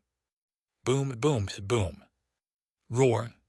Attacked simultaneously by 14 people, the demon dragon seemed to be in pain, and its massive body struggled and tumbled in the air. However, after just a few rolls it stopped. Because among the 14, none withdrew their weapons after striking the demon dragon. Everyone unleashed their strongest power, tightly suppressing the demon dragon, rendering it immobile. Whoosh! Meanwhile, the sword edge finally arrived. Demon dragon, meet your end. At the front end of the several hundred-meter-long sword edge, Qin Feng held his longsword, staring at the demon dragon's perpetually rippleless emerald pupils, his face full of ferocity. This demon dragon's strength was indeed terrifying, but at this moment, its body was suppressed by the joint force of 14 Xianyang-level fighters, unable to move, facing inevitable doom. Roar! Yet just as the sword edge was less than half an inch from the demon dragon's left eye, the demon dragon suddenly raised its head and let out a furious roar. Qin Feng's expression instantly froze. He held the longsword, maintaining his advancing posture, and even the bone shadow behind him remained undissipated, consistent with his body's integrity. However, neither his body nor the bone shadow could advance any further. Qin Feng, what are you dawdling for? Such a hard-earned opportunity. Go on now. They Seeing Qin Feng standing still before the demon dragon's pupils, Yang Zhen, Shang Yuan Yang, and other Xianyang-level fighters shouted in fury, urging him to strike swiftly. Gulp! Without answering, Qin Feng just swallowed hard. It wasn't that he didn't want to advance, he simply couldn't. The demon dragon's recent roar was distinctly different from the previous ones, immobilizing him completely. Moreover, the demon dragon's perpetually rippleless emerald pupils changed after the roar. Its left pupil suddenly became cloudy, faint gold emanating from within, gradually spreading until it turned entirely gold. The enormous golden eye blinked, but inside lay a hint of confusion and perplexity. It first examined Qin Feng before turning to the 14 Xianyang-level fighters behind it, seemingly pondering something. Soon, as if realizing something, the demon dragon's left eye widened in rage, with its body flaring up, violently shaking off Qin Feng and the 15 Xianyang-level fighters. The next moment, the demon dragon's actions floored the 15 Xianyang-level fighters, including Qin Feng. How dare you manipulate my body? The demon dragon actually opened its mouth and spoke human words. The demon dragon's voice was incredibly loud, rife with domination and strength. It immediately turned to gaze at the southeast direction, its left eye ablaze with fury. What do you mean? This demon dragon is being controlled. I sensed it earlier. Its perpetually unemotional emerald pupils were likely under the control of Daju Temple. How did it awaken again? Probably that thrust from Qin Feng's sword threatened the demon dragon, so it forcibly rid itself of the master's control and awakened.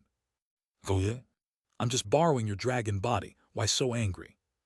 Leaving aside the discussions of Yang Zhen and others, the demon dragon continued speaking after its previous declaration.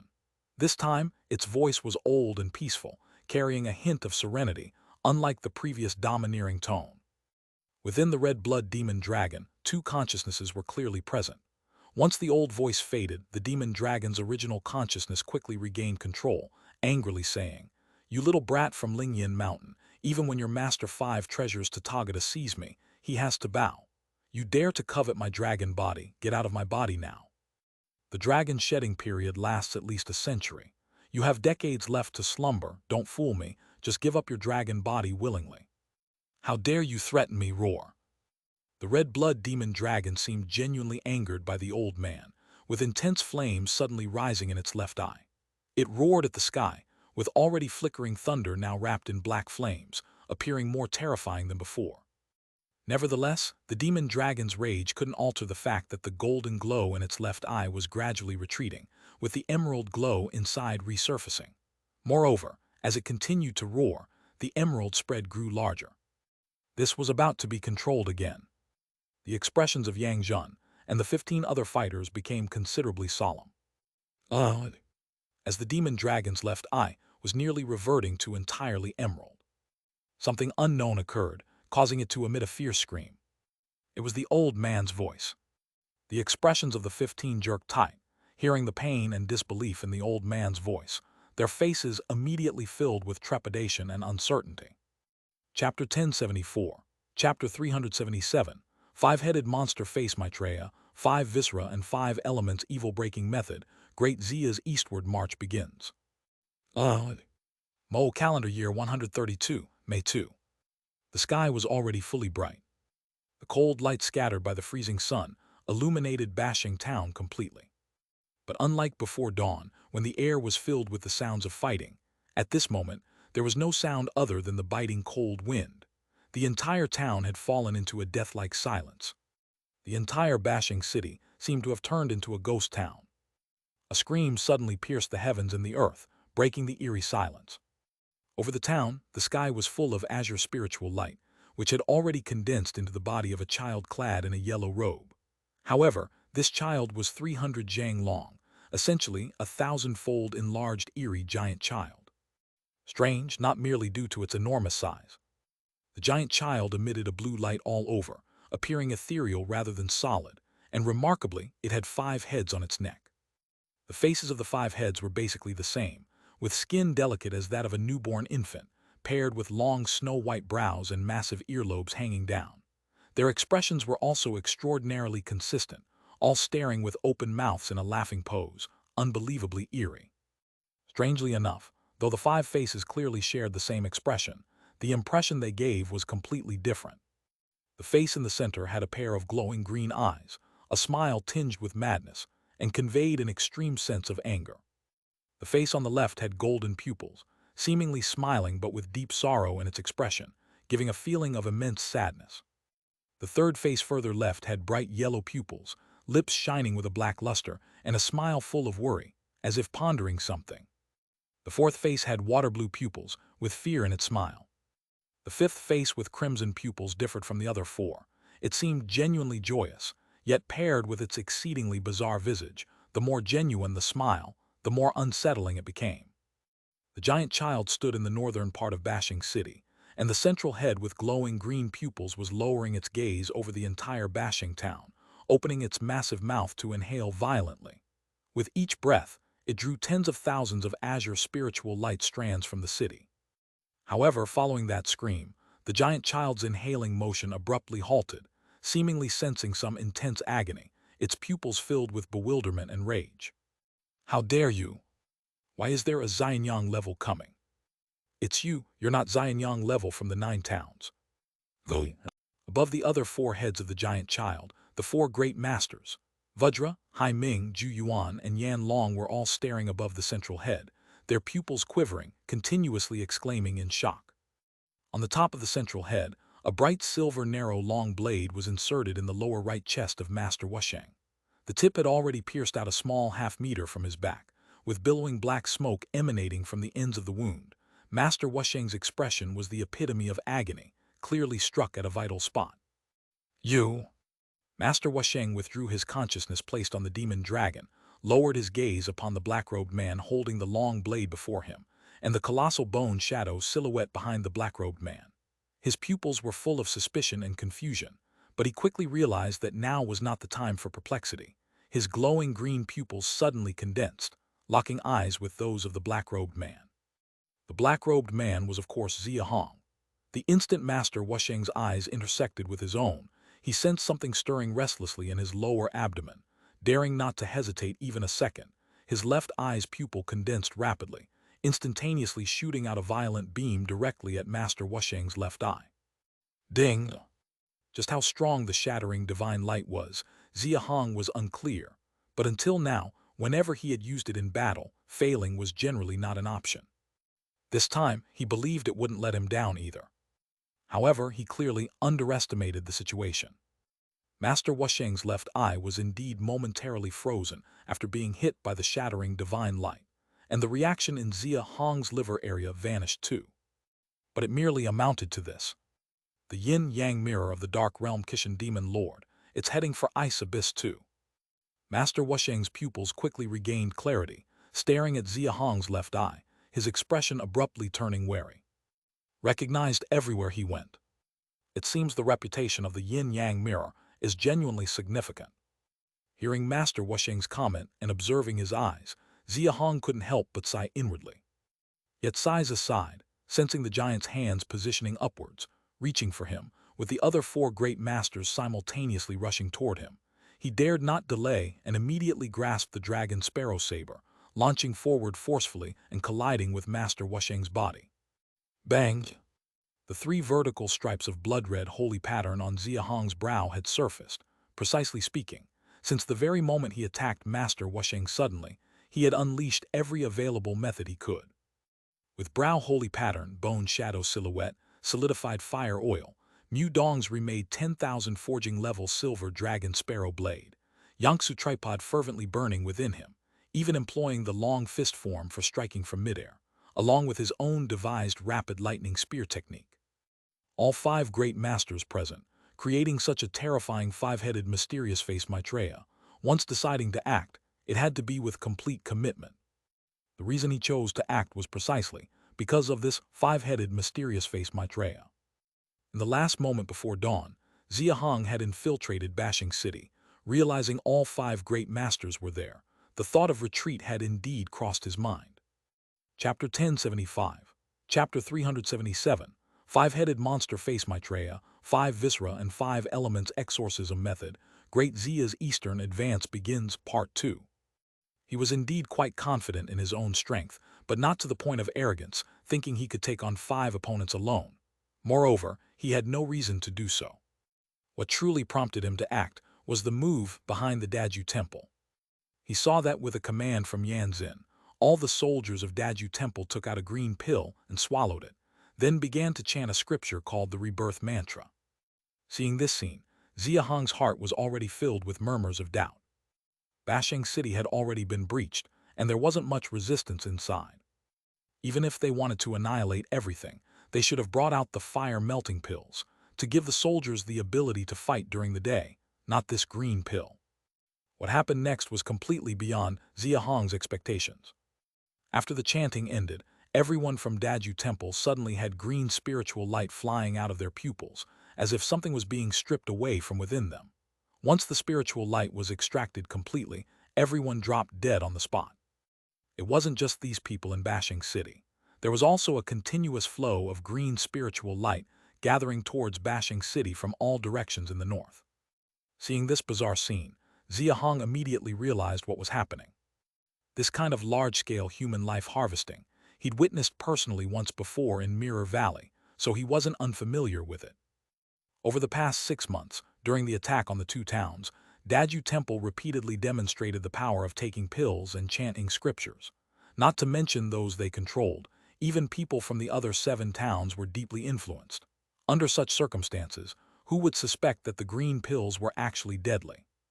So unexpected to anyone, the green spiritual light coming from the north is the result of all people from more than 60 village-level camps controlled by Daju Temple taking the green pills simultaneously and chanting the Rebirth Mantra, in sync with the army in Bashing City. That's over 1 million people. At the time, the terror in Xia Hong's heart was indescribable. The mass suicide Mirror Immortal conducted in the first year of Great Xia was just over 10,000 people. This time, it was more than 100-fold increase. Alongside the horror, Xia Hong also realized that the 5 great masters of Daju Temple had used a diversionary tactic, drawing all the Xianyang level of the 8 towns to Qinghepu.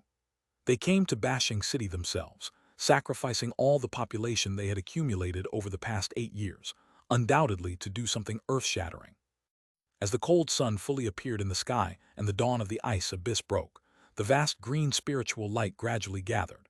Xia Hong witnessed with his own eyes a beam of green light suddenly shooting down from the cold sun above, leaving a green spiritual body in Bashing City. The initial appearance of the green spiritual body was only the size of a fist, unclear in form, but as it absorbed the vast green spiritual light, it began to grow larger and larger, eventually becoming the 300-foot-tall 5-headed mysterious-faced Maitreya. The 5-headed mysterious-faced Maitreya wasn't a name given by Xia Hong. It was shouted in unison by the 5 great masters when it first formed. Xia Hong remembers it clearly. The 5 were extremely fervent at the time, chanting, "Welcome, 5-headed mysterious-faced Maitreya Buddha Venerable, to the Ice Abyss." Buddha Venerable was evidently an honorific title. 5-headed mysterious-faced Maitreya was the true identity of this spiritual body. From years ago, the moment he heard the news about Daju Temple, Xia Hong was almost certain that Buddhism existed during the ancient Abyss era.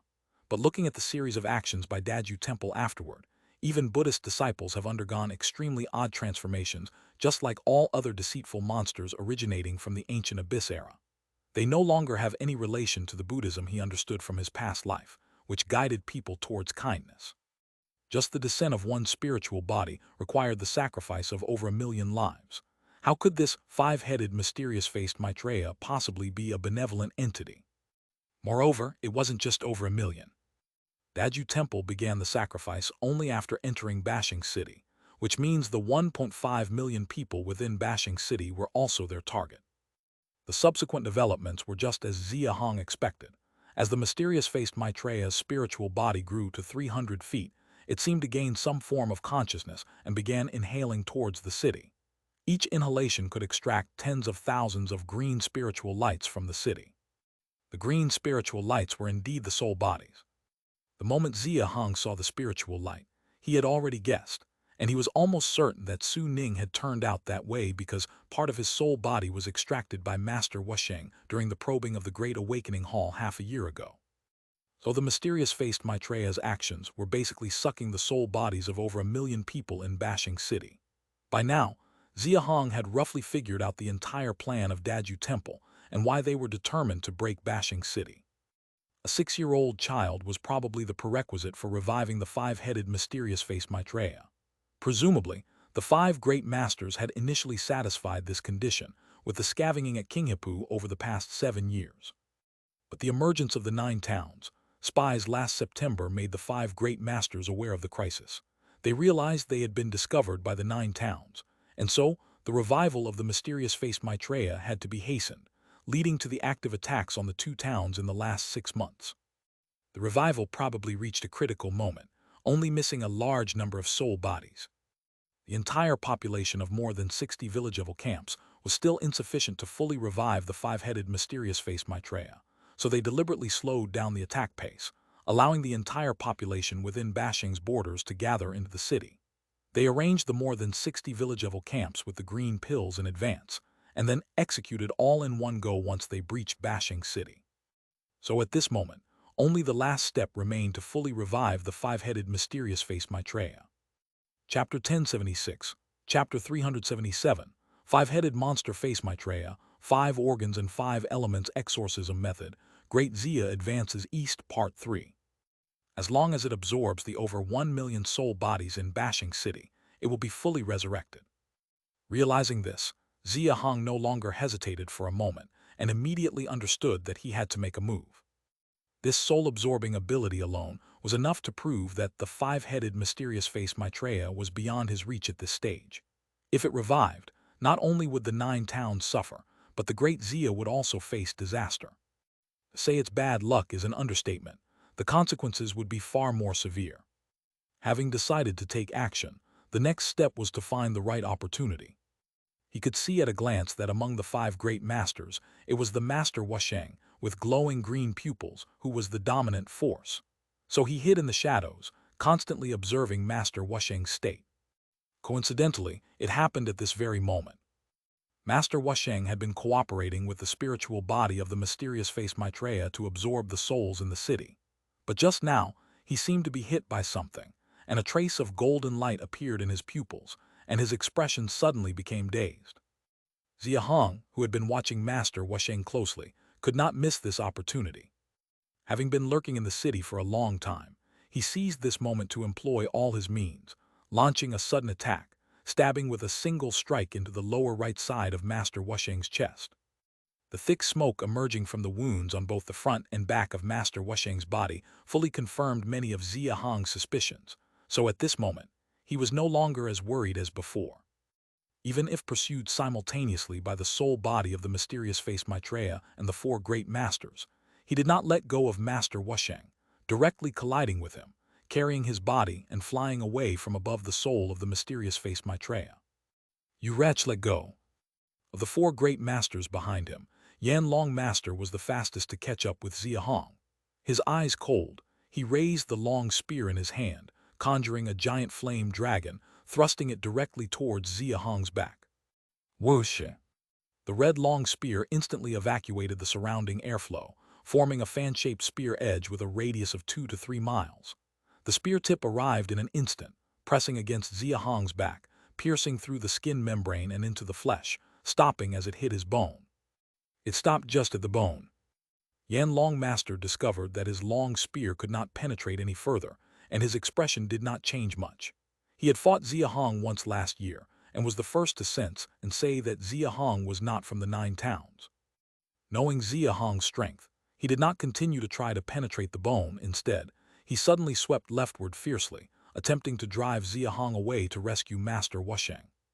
His spear force was astonishing. Although it couldn't break Xia Hong's bones, breaking through the skin membrane was not a problem at all. Normally, a person would certainly dodge to the side under such a sweep. But Xia Hong did not. Xia Hong gritted his teeth, using his back to withstand Yan Long Master's blow, allowing a large chunk of his back's flesh to be cut open, then suddenly reached for a silver short dagger from his waist with his left hand, turned half around, and stabbed fiercely towards Yan Long Master's heart. Slash! Xia Hong's basic strength was close to 11 Jun. As the ancestor of the Holy Pattern bloodline, he had a 50% strength boost, plus a 30% boost from Long Fist. Even using a dagger without the addition of martial arts skills, his strength was over an astonishing 19 jun. The dagger pierced downward, and not just the heart area but the entire surrounding region was forcibly smashed through. The dagger, along with his fist, pierced directly through Yan Long Master's back. A normal person's heart being pierced like this would certainly result in immediate death without question. But Yan Long Master not only did not die but looked down at his heart area, then raised his head to look at Xia Hong, his pupils filled with shock and astonishment. How do you know? His heart was now in Xia Hong's grasp. Unlike a normal human's red heart, Yan Long Master's heart was purely black and had a strange face on it, identical to that of the five-headed mysterious face Maitreya. Xia Hong still had his silver dagger inserted in it, and like the right side of Master Wusheng's chest that was pierced earlier, it was emitting thick black smoke, clearly reacting violently with the silver. Yan Long Master, like a deflated ball, instantly weakened and became just like the earlier Master Wusheng, unable to resist under Xia Hong's grip, seemingly lacking even the strength to move. Master Wusheng had just been successfully ambushed by Xia Hong, and the other four great masters had directly chased after him. Seeing Yan Long Master severely injured and clearly on the brink of death, the remaining Vajra Master, Hai Ming Master, and Zhu Yuan Master immediately halted in midair, eyeing Xia Hong cautiously, their pupils full of apprehension and doubt. Last year, when he didn't dare to take my chest slash, I realized. Xia Hong directly answered Yan Long Master's question, glancing lightly at Vajra Master, a gleam flashing in his eyes, continuing. The lungs hide the soul, associated with metal in the 5 elements, governing the nose. The 6 paths Vajra mantra just happens to be a method of inhaling Zen gold powder through the nose into the lungs to strengthen the body. The heart hides the spirit, associated with fire in the 5 elements, governing the tongue. The Lengyan divine spell involves placing fire-melting pills under the tongue, concentrating the fiery spirit to resist cold light. The liver hides the soul, associated with wood in the 5 elements, governing the eyes. Although your rebirth mantra functions differently from the previous 2, in many situations it basically corresponds as well, so naturally, your vulnerable point is the liver area. The liver, located on the lower right side of the chest, is exactly where Xia Hong stabbed with the dragon sparrow saber. Chapter 1077, Chapter 377, 5 Monster Face Maitreya, 5 Organs and 5 Elements Ghost-Breaking Methods, Great Xia's Eastward Advance begins /4. Upon hearing Xia Hong's words, the remaining 3 masters trembled violently, their eyes filled with fear and dread. Hey, I didn't expect someone from the mere ice abyss to know about our Lingyan Mountain's 5 hidden secret techniques. It's a pity you're still a bit late. The soul body of the monster face Maitreya Buddha has descended, and it's irreversible even if you... Whoosh! Xia Hong naturally wouldn't waste time listening to Master Wusheng's nonsense. He directly drew out the dragon sparrow saber, its tip still embedded with a pitch-black liver, identical in color to the heart of Master Yan long impaled by a dagger. Both organs were emitting thick smoke, indicating that the deceitful object energy within hadn't completely dissipated. Xia Hong casually wrapped them in a piece of cloth, then turned to look at the 3 masters, his expression changing slightly. The 3 masters simultaneously rushed toward the spiritual body of the monster face Maitreya. From the moment Master Wusheng died, the spiritual body of the monster face Maitreya noticeably became much more sluggish. Initially, only the central head could move, and it was absorbing soul bodies from the city. The other 4 heads remained drooping and motionless. But after Master Wusheng's death, even the central head drooped down, and the soul body began to thin out, gradually becoming unstable, obviously unable to maintain itself due to the lack of sufficient soul-body replenishment. The 3 masters were not fleeing aimlessly. Each went to the top of their corresponding head, pulled something out, and then turned to flee northwards. Once the 3 took those items, the spiritual body of the monster face Maitreya immediately began to disintegrate faster. Clearly, those items were the key to its descent into the ice abyss. Trying to run. The soul body of the monster face Maitreya Buddha's descent was irreversible. Remembering Master Wusheng's words, Xia Hong's expression turned extremely grave. Without any hesitation, he pursued the 3 individuals. His primary target was, of course, the slowest-moving Vajra Master. Vajra Master's face was filled with panic as Xia Hong closed in on him. Surrounded by a burst of golden light, he gritted his teeth and hurled a ball of light to the west. Whoosh! Having fought Xia Hong before, he knew his physical body couldn't withstand Xia Hong's power. So, when the dragon sparrow saber came slashing down, he raised his palm to block his chest, hoping to neutralize Xia Hong's attack. Unfortunately, his plan didn't succeed. Xia Hong had no intention of wasting time with Vajra Master. Seeing the object he threw was likely a soul-body substance that dispersed upon being thrown, and realizing he had no means to deal with the soul body, he gave up the chase, focusing on killing Vajra Master instead. He was fully committed at this moment, using the dragon sparrow saber as a long spear. After piercing Vajra Master's palm, he forcefully pressed downward, slamming Vajra Master onto the ground. Bang! A loud crash echoed as Vajra Master lay on the ground, hands still shielding his chest, unable to even stand up. Xia Hong's power was truly terrifying. At full force, his strength of 19 juns was roughly 3 times that of Vajra Master, making it impossible for him to resist. Arg! Vajra Master, unwilling to sit and wait for death, swept his hands horizontally to deflect Xia Hong's saber and tried to escape. However, before he could stand, a red long spear pierced straight through his upper chest, precisely at the lung. The red spear was Master Yan Long's weapon, already coated in a layer of black oil, which Xia Hong had applied on the spot. Sizzle! Thick smoke billowed from his lung, and Vajra Master's pupils trembled, his eyes filled with hatred and madness as he looked at Xia Hong. Hey ha! Killing me is useless, killing me is useless. I have the protection of Maitreya Buddha, eternal life and immortality. I will remember you, I will remember. Noisy! Xia Hong directly pulled out the charred lung of Vajra Master, then turned to look at the other 2 fleeing masters, his pupils suddenly narrowing. Whoosh! On the left, Master Hai Ming was suddenly forced back by a silver long spear. In a panic, he tried to deflect the spear with his black longsword, but the spear's power was far beyond his expectations. Not only could he not deflect it, but his longsword was also directly knocked away. After knocking the sword away, the spear swept downward, knocking Master Hai Ming to the ground. The spear continued downward, its final target being his kidney. Arg! Meanwhile, Master Zhu Yuan on the right let out a roar. Before him also appeared a silver sword tip, blocking his path and targeting his upper left abdomen, piercing toward his spleen. Master Zhu Yuan's roar was clearly unusual, even causing Xia Hong, from a distance, to briefly lose focus. But he quickly snapped back, seeing that the long spear and sword targeted the fatal points of the 2 masters, making his expression even grimmer. At the same time, the owners of the spear and sword appeared. Both were middle-aged, one in white, the other in black, their clothes tattered and bodies bearing wounds, clearly having just been in a fierce battle. Yang Zhun, Qin Feng, it turns out Daju Temple did set a dangerous trap in Qinghepu. You are not from 9 towns, meddling in Bashing's affairs without reason. I hope you'll give Yang an explanation. Chapter 1078, Chapter 377, 5-headed monster face Maitreya, 5 viscera and 5 phases ghost-breaking method, Great Xia East. That's Yan Long Master's long spear, stop talking and go. Xia Hong had just recognized the 2 when Yang Zhun and Qin Feng each spoke a word, and Qin Feng was even more straightforward, charging directly at Xia Hong as soon as he finished speaking.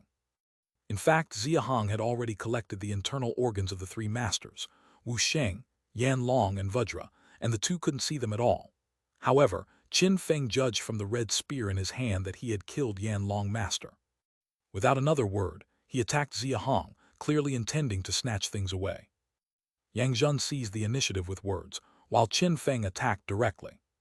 These 2, each more arrogant than the other. Xia Hong was injured at the moment.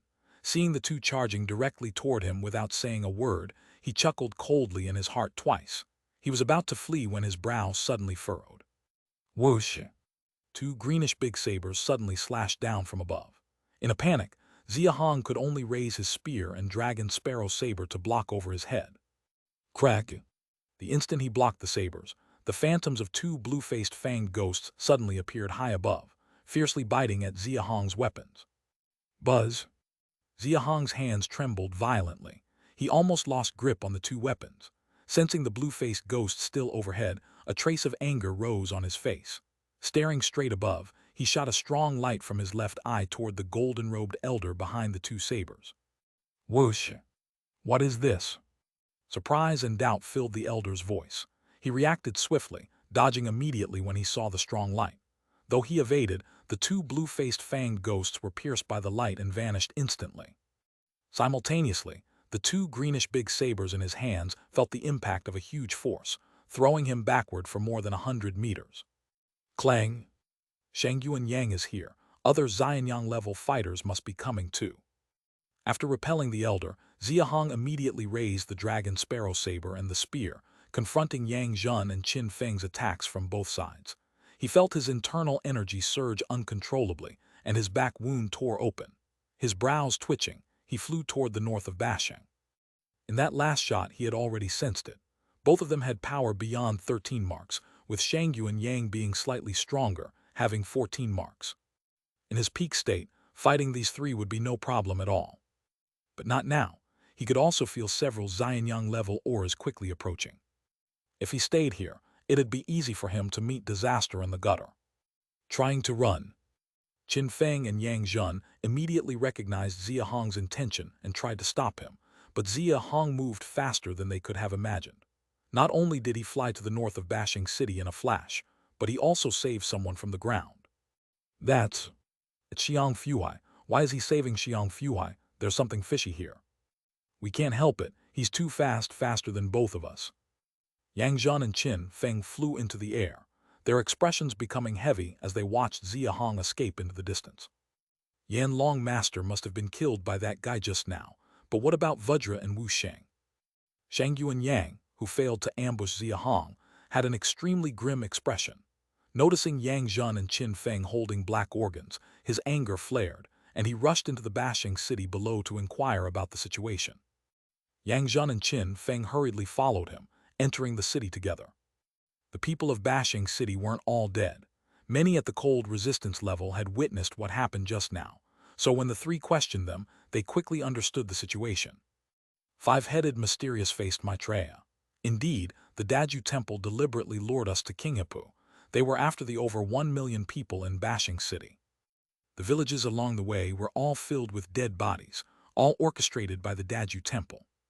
The three masters all died by that person's hands.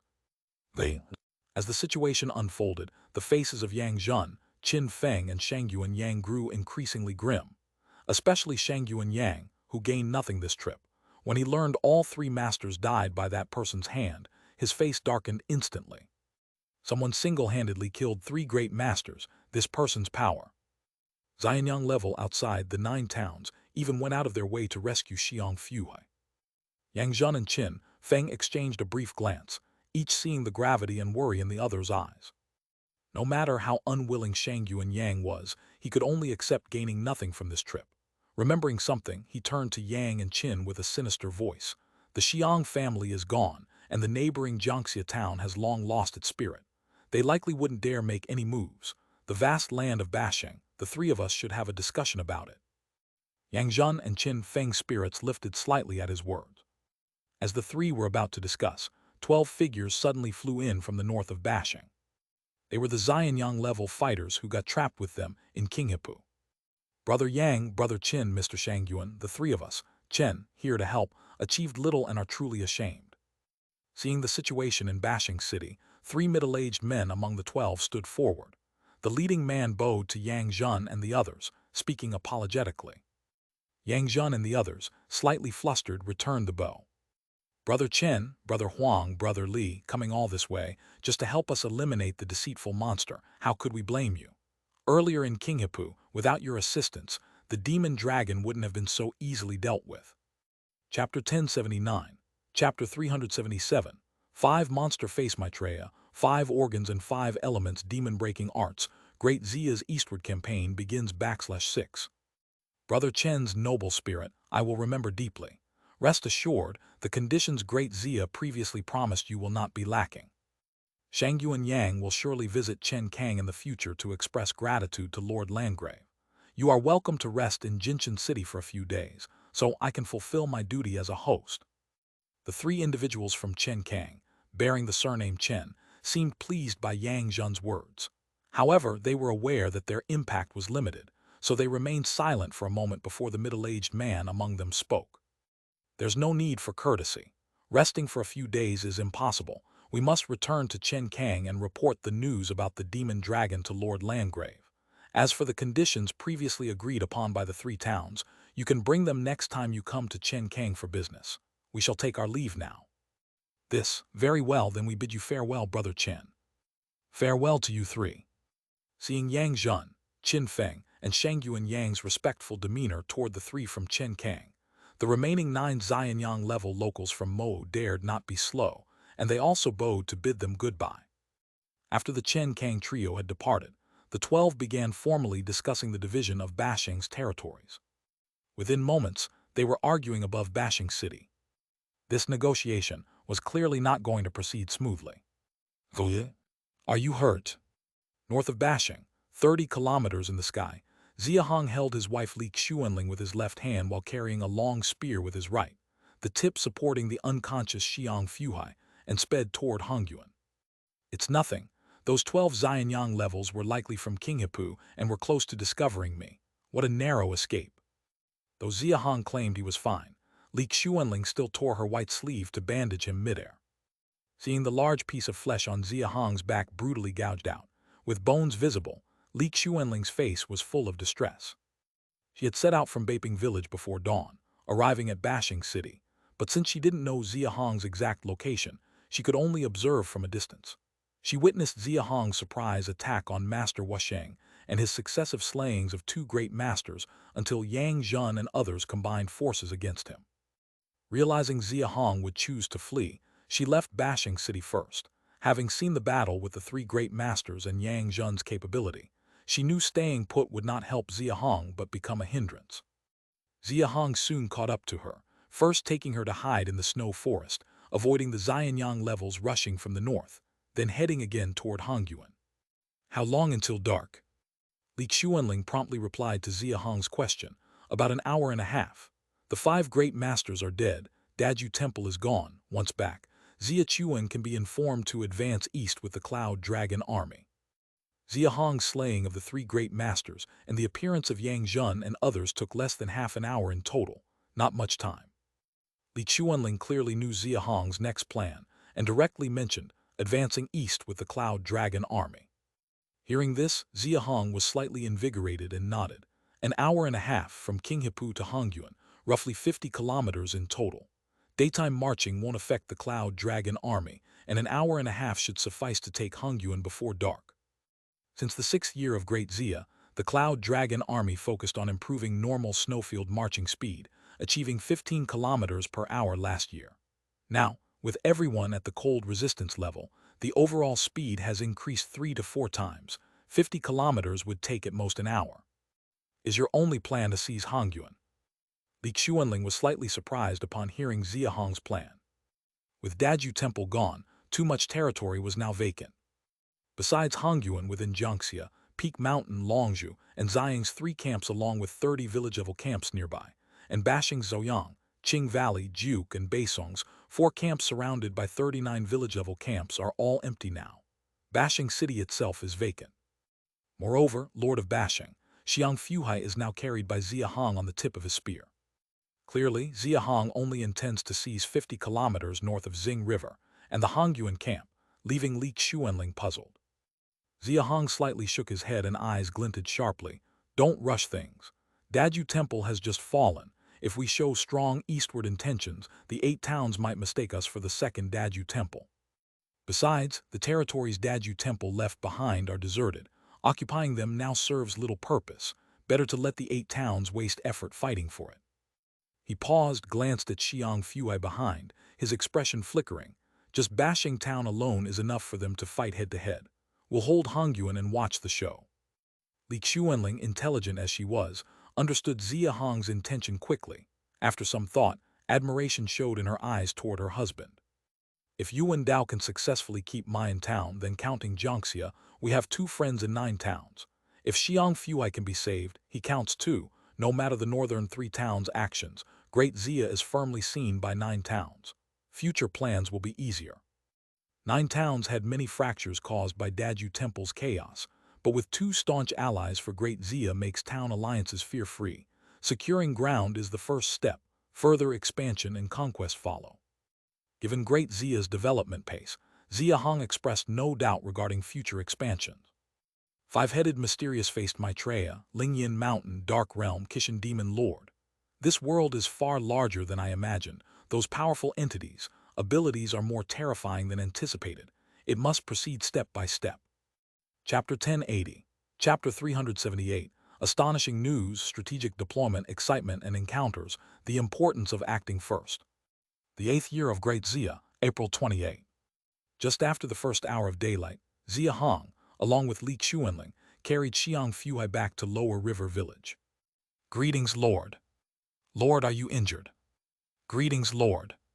In the main building of Lower River Village, Xia Chuan and others, who had arrived earlier, saw the wound on his back and immediately became tense.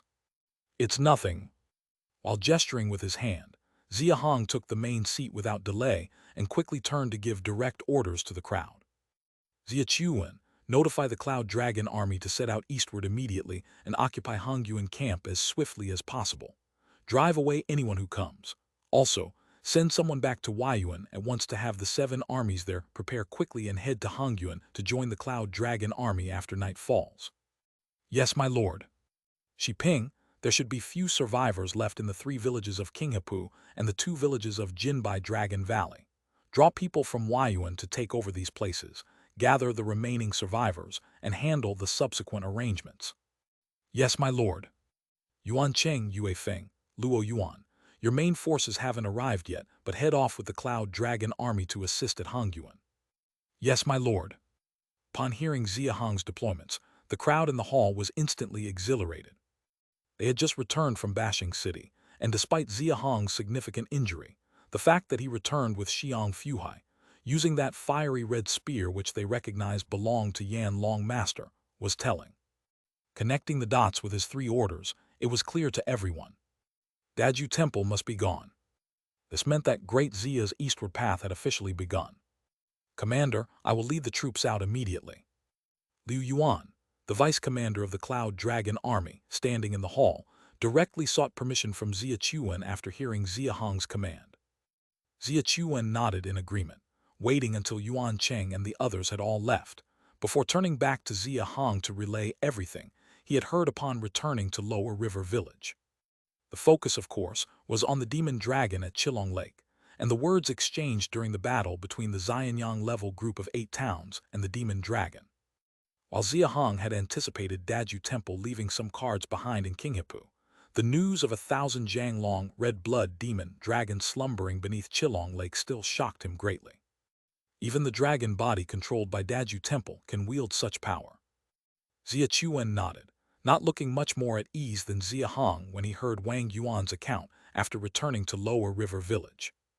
Zhu Xing was too far to see clearly, but he reported many words from the conversation between the demon dragon and Master Wu Sheng, thanks to their loud voices.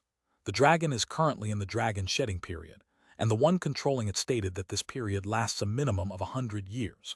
According to Qinghepu's legends, the demon dragon came to Chilong Lake over 40 years ago, implying that it needs at least another 50 years for full revival.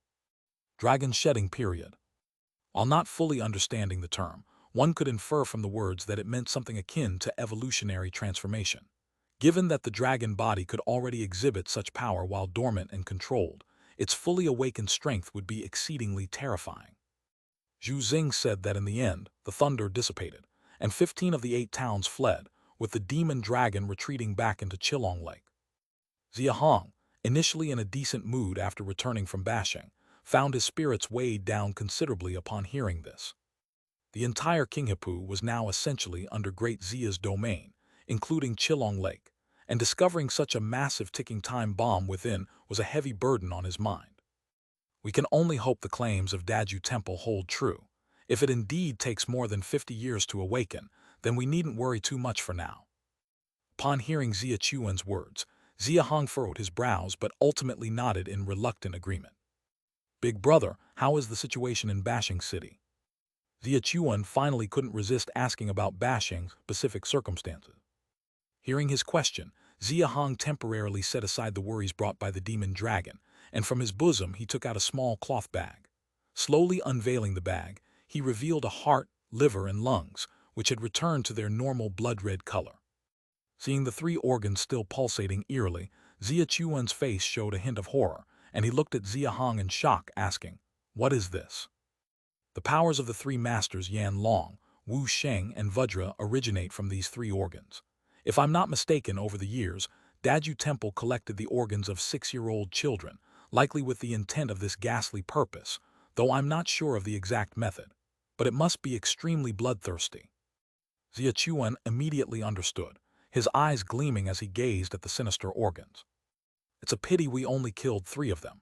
Yang Zhun got Hai Ming Master's kidney, while Wu Chuan Lord Qin Feng acquired Master Zhu Yuan's spleen, giving these 2 a bit of an edge, but there's nothing we can do. Xia Chuan's face fell with a touch of shame. We have burdened you, big brother. If we had another Xianyang-level warrior in Great Xia, these towns wouldn't have gained at our expense. That's not it. In the grand scheme, our gains are still the greatest. In the past, Xia Hong was often the one picking up the scraps. Now, having others benefit from his efforts felt somewhat irksome. Of course, that was from his own perspective. Xia Hong could also guess that upon learning he had acquired all 3 major masters, organs, Yang Zhun and his companions, especially that empty-handed Jinshan Town Lord Shengyuan Yang, were likely quite vexed, even throwing fits right now. Chapter 1081, Chapter 378, Shocking News, Deployment, Excitement and Encounters, The Importance of Being First, Part 2. This piece of liver from Master Wusheng should help Su Ning return to normal. I'll first make a trip back to Xia City and let the craftsman department assist Xiang Fuhai. I'll try to return before nightfall. You lead the Cloud Dragon Army to occupy Hongyuan Camp. Once all the 7th Army of Huayuan arrives, the north bank of Xing River will be fully under our Great Xia's control. Understood, big brother. Xia Chuan's expression brightened on hearing this. He was already aware of Xia Hong's plan, so he didn't object to only occupying Hongyuan. When I launched a surprise attack on the 3 great masters, someone was watching nearby and seemed to be planning to intervene as well. It's likely Zaihu Zhang, who found out about Bashing's outcome earlier than the other Xianyang levels of the 7 towns. Jiangxia should already be reclaiming their lost land. We won't interfere with other places, only occupy one Hongyuan, which shouldn't be a problem. After you take Hongyuan, immediately send someone to inform Jiangxia and show this soft sword to Zaihu Zhang. He will understand. As Xia Hong spoke, he retrieved a black soft sword from his waist and handed it to Xia Chuan. This soft sword was originally Zaihu Zhang's, which he obtained last year while rescuing him above Peak Mountain Camp. I obey. Xia Chuan took the soft sword and bowed with clasped hands, then quickly retreated. Will you stay here on the north shore or go back with me? Only Li Xuanling remained in the hall, and Xia Hong was obviously asking her. Li Xuanling didn't hesitate and directly replied, I'll go back with you. I still need to seize the time to focus on cultivation. All right, let's go back together. Xia Hong nodded, and with that, he and Li Xuanling headed back to Xia City. Bashing is gone now, and apart from Mayan and Jiangxia, the remaining 6 towns mostly have 2 Xianyang levels each. Great Xia only has Xia Hong, which is clearly insufficient.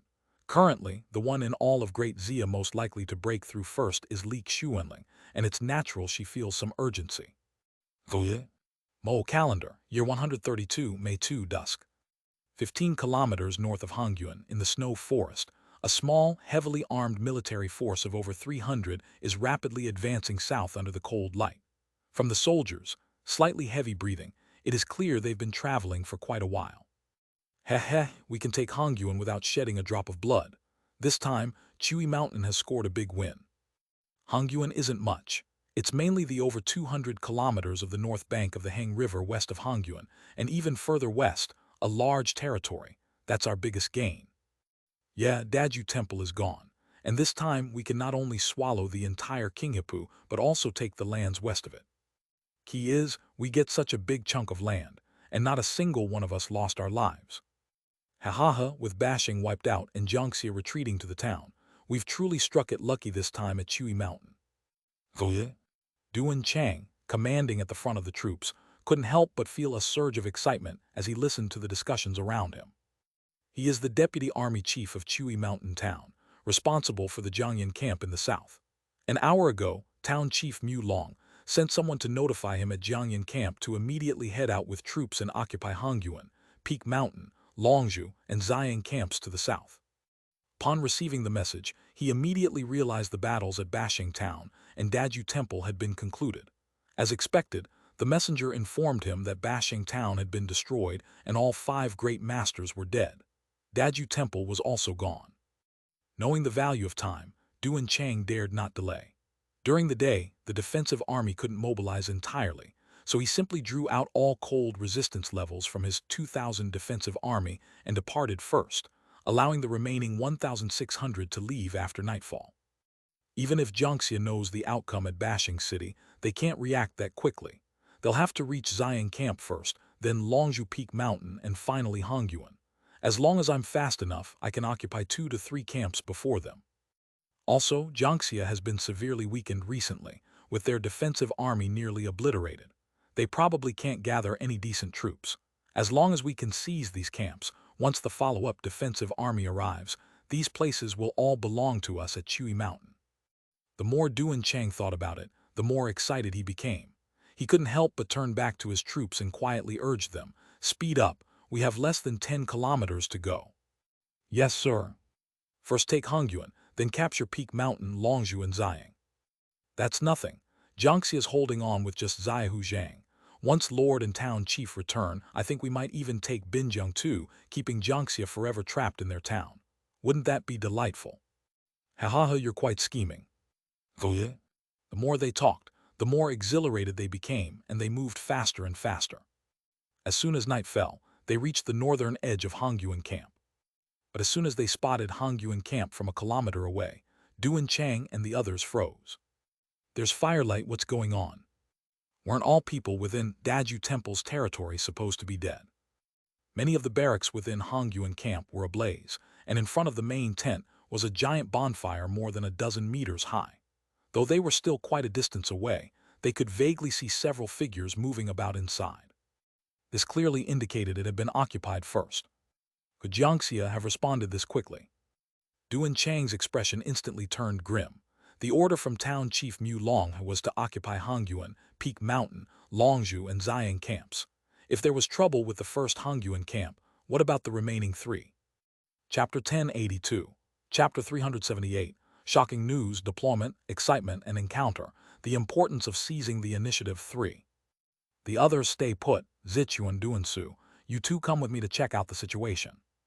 Duan Chang is the deputy army chief of Chui Mountain Town, responsible for the defense of Jiangyan Camp. He commands 2 divisions of the defensive army, with Mu Zichuan and Duan Su being the commanders of these 2 divisions. Both have a cultivation level of over 20, coupled with his own strength of 34. Just going to scout should pose no problem. The 3 men first shed their 1,000 forged armor, revealing the black attire beneath, moving stealthily towards Hongyuan Camp in unison.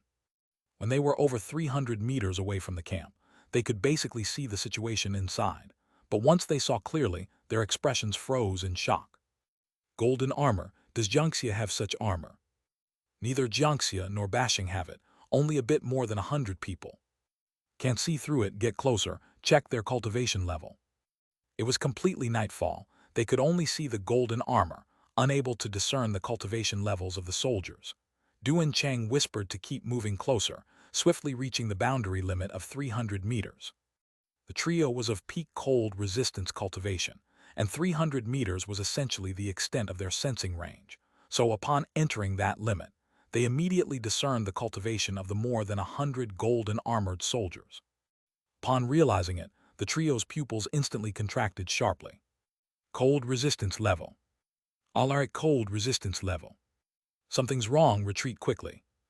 Duan Chang suddenly sensed something, exclaimed softly with alarm, turning to flee first, followed swiftly by the other 2 without understanding but amid haste. Yet they had scarcely retreated 10 meters. Whoosh! A double-edged giant axe abruptly came threateningly to Duan Chang's face. His expression shifted dramatically as he dodged swiftly to the side. He dodged quickly, but Mu Zichuan and Duan Su behind weren't as fortunate. Fortunately, both were quite tense already, quickly realizing an ambush. One raised a giant hammer, the other lifted a long saber, blocking instinctively. Clang! The silver giant axe struck both of their weapons, erupting a thunderous clamor. His strength exceeds ours.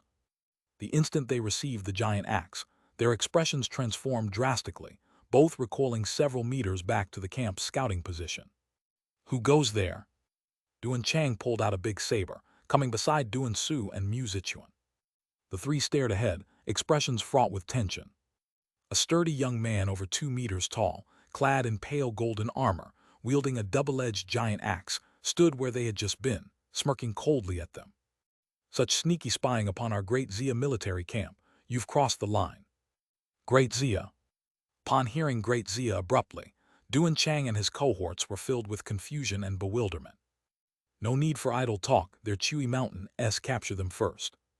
At this, a voice sounded from behind, causing Duan Chang, Mu Zichuan and Duan Su to turn sharply, revealing 3 more figures appearing simultaneously on their left, right, and back.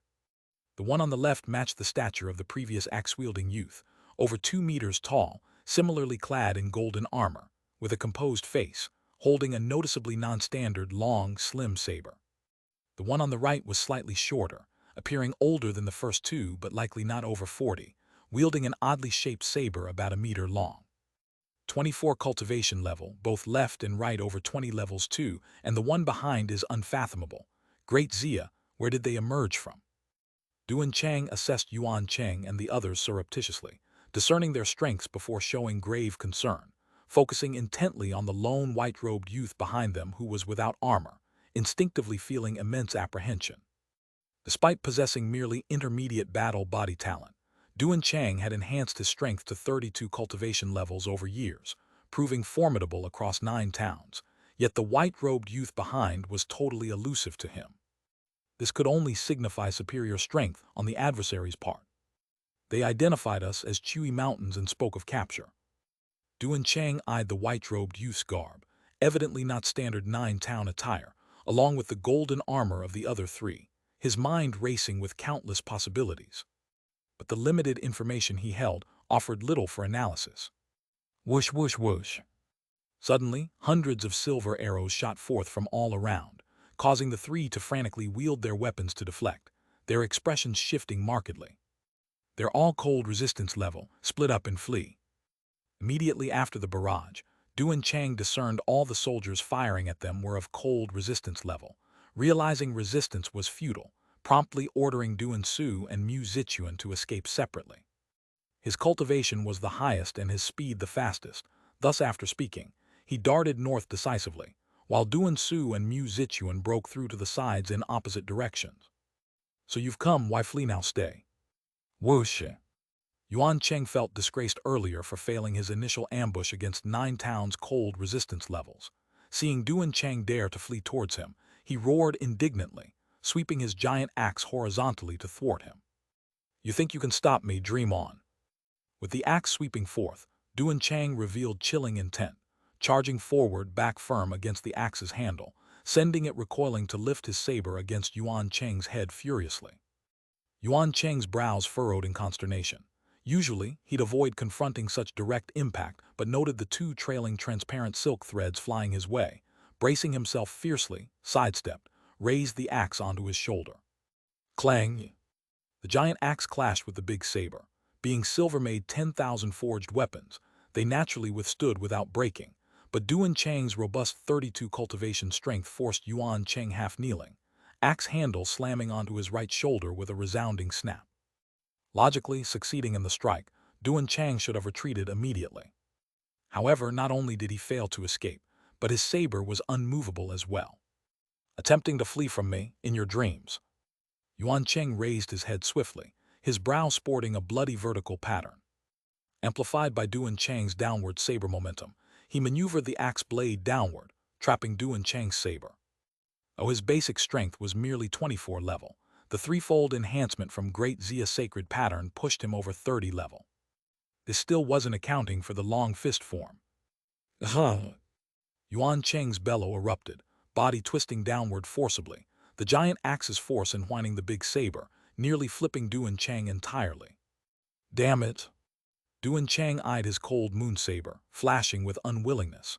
Yuan Cheng's strength now matched his, if flipped over, and with the white-robed youth of comparable strength chasing, he'd never outrun. Though countless thoughts surged, it transpired in mere moments.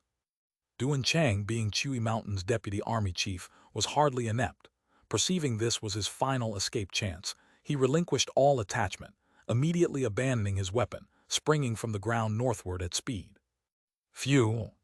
Simultaneously, two transparent silk threads flew from behind, striking air.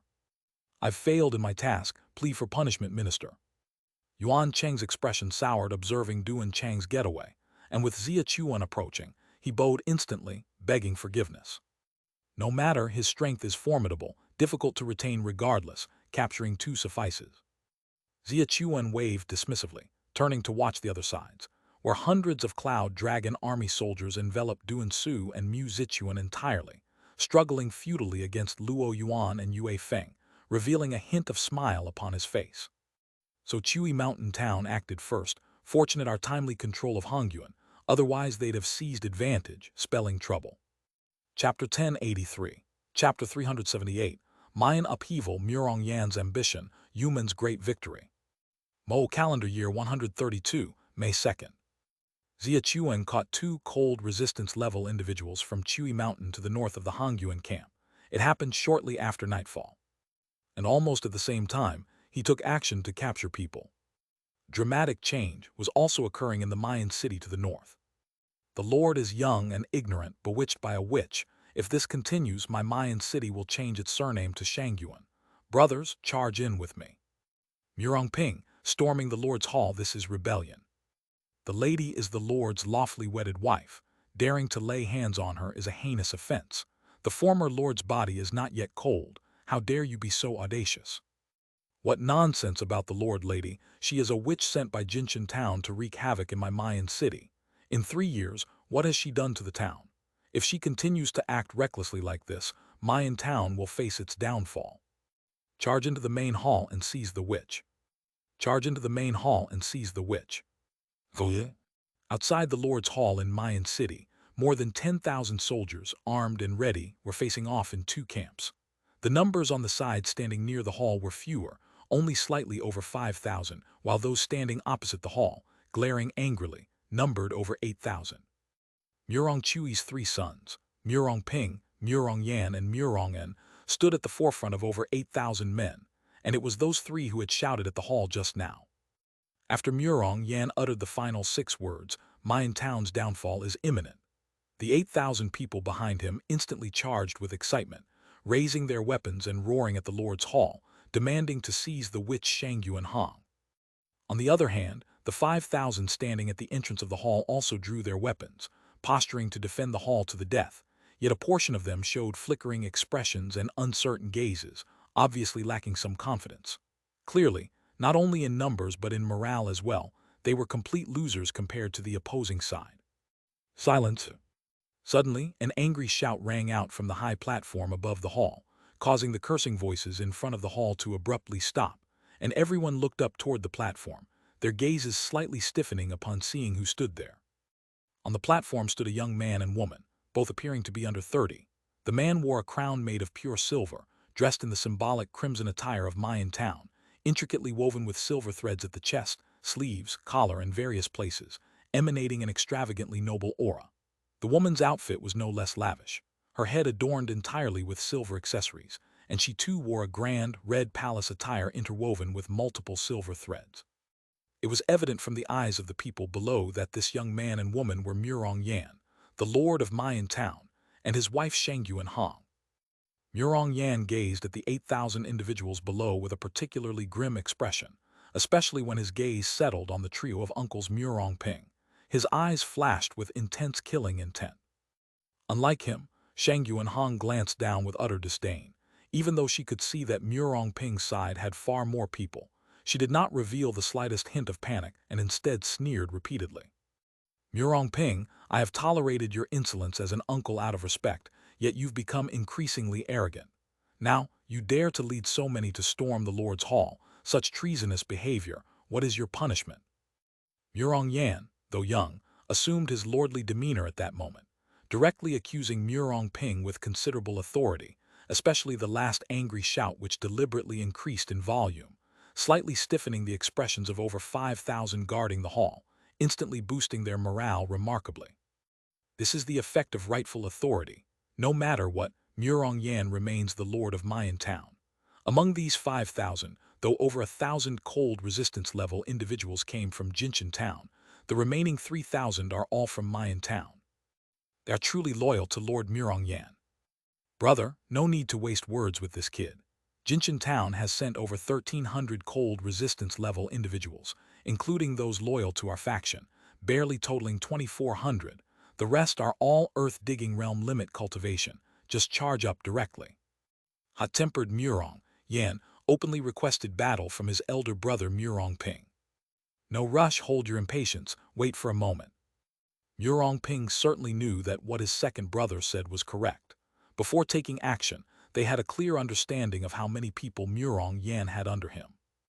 Now, the 8,000 behind him were all die-hard loyalists to Father Murong-Chui, or rather to their side of the family, including over 2,600 cold resistance level individuals, 2 fully assembled defensive armies, and the remaining 3,000 drawn from various town institutions, all possessing earth-digging realm limit cultivation. This strength, if truly fought, would easily overwhelm the 5,000 in front of them.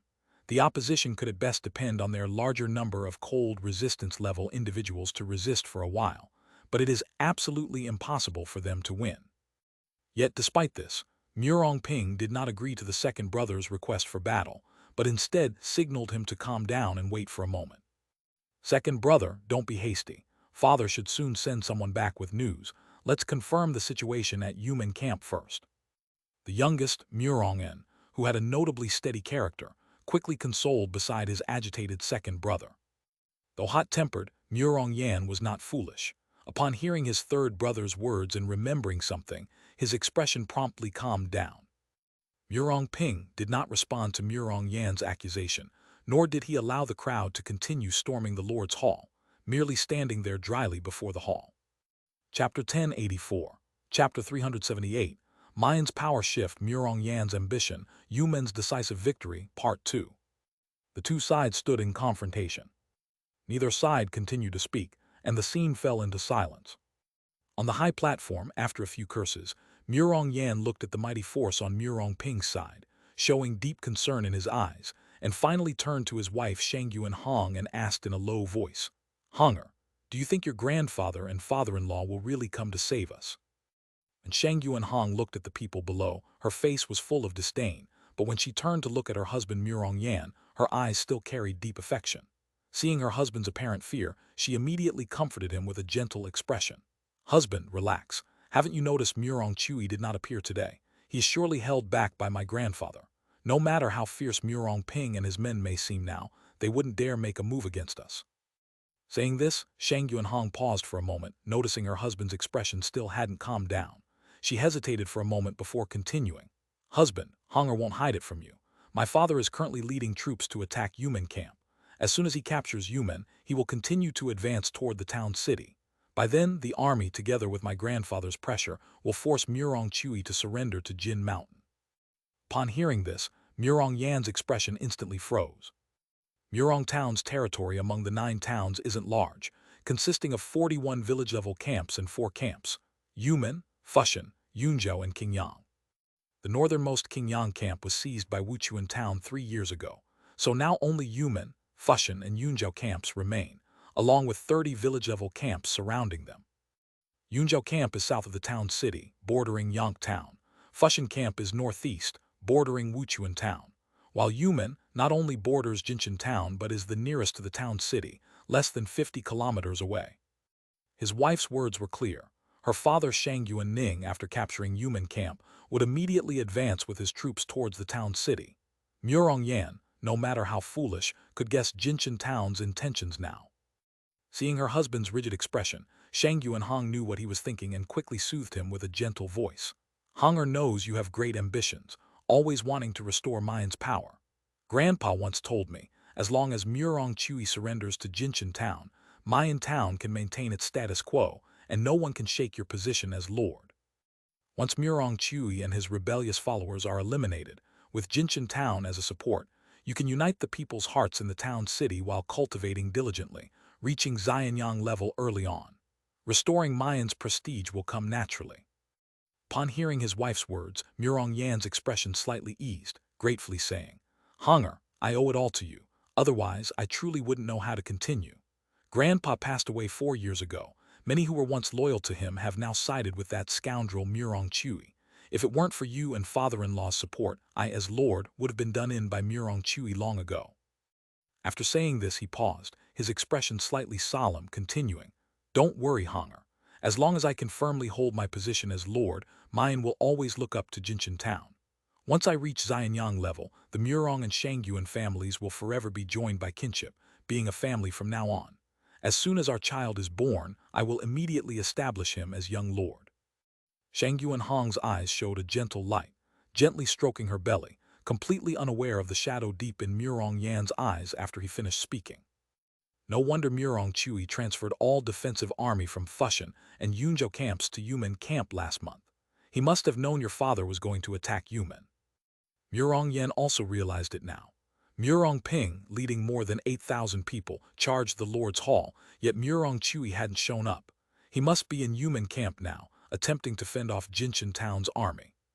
Whenever Murong Yan thought of the defensive army, hatred filled his eyes. Mayan Town has only 6 defensive army. When Murong Ding was alive, almost all 6 defensive army belonged to his main house lineage. 4 years ago, Grandpa Murong Ding passed away. Aside from Grandpa's disciple Deputy Army Chief Han directly controlling 1 defensive army, the remaining 5 defensive army had defected to Murong Chui's side. As lord, he couldn't command them at all. Murong Chui's position is town chief, which supposedly doesn't involve military command. He didn't appoint an army chief when he succeeded as lord, aiming to limit Murong Chui. Yet, the subordinates didn't recognize titles but only people. His lordship was completely marginalized. If he hadn't married Shangyuan Hong, gaining Jinshan Town's support, he would only have 1 defensive army under his command, plus more than 1,000 cold resistance-level supporters. Murong Chui controls 5 defensive army, but he can't place them all in the town city. Fushan, Yunzhou, and Yumen camps all need troop garrisons. Last month, Murong Chui transferred all defensive army from Fushan and Yunzhou camps to Yumen. Murong Yan had actually guessed already. Jinshan Town would soon target Yumen camp, pretending surprise in front of his wife. The southern Yunzhou camp, bordering Yonk Town, essentially faces no defense pressure. The transfer is understandable. Transferring Fushan's defensive army means intending to relinquish Fushan to Wuchuan. Concentrating the 3 external defensive army all at Yumen camp means to fight Jinshan Town to the end. Murong Chui, this scoundrel, indeed has always guarded against me, afraid Jinshan Town would support me in continuing as lord, preferring to sacrifice 3 defensive army rather than surrender to Jinshan. Chapter 1085. Chapter 378. Mayan Upheaval, Murong Yan's Ambition, Yumen's Great Victory Part 3. Murong Yan finished sorting out a series of motives of Murong Chui in his mind, and almost sparks of fire seemed to fly out from his pupils. His hatred for Murong Chui was obviously deep in his bones. This is also good. If Murong Chui were willing to surrender directly to Jin Mountain, I would be of no use to Jin Mountain. It's best if the 2 sides fight to the death, so that Jinshan Town would rely more on me as the lord. With Honger around, as long as I can help Jin Mountain smoothly take control of the town, my value will always remain, and thus I can continue to hold on to the lordship, and one day, as long as I break through. Murong Yan's expression was ominous, his eyes full of a desire to break through to the Xianyang level. Yumen definitely can't be held. Murong Chui is being dragged by Shangyuan Lai. Relying on just those 3,000 defensive army troops to stop Jinshan Town, it's impossible.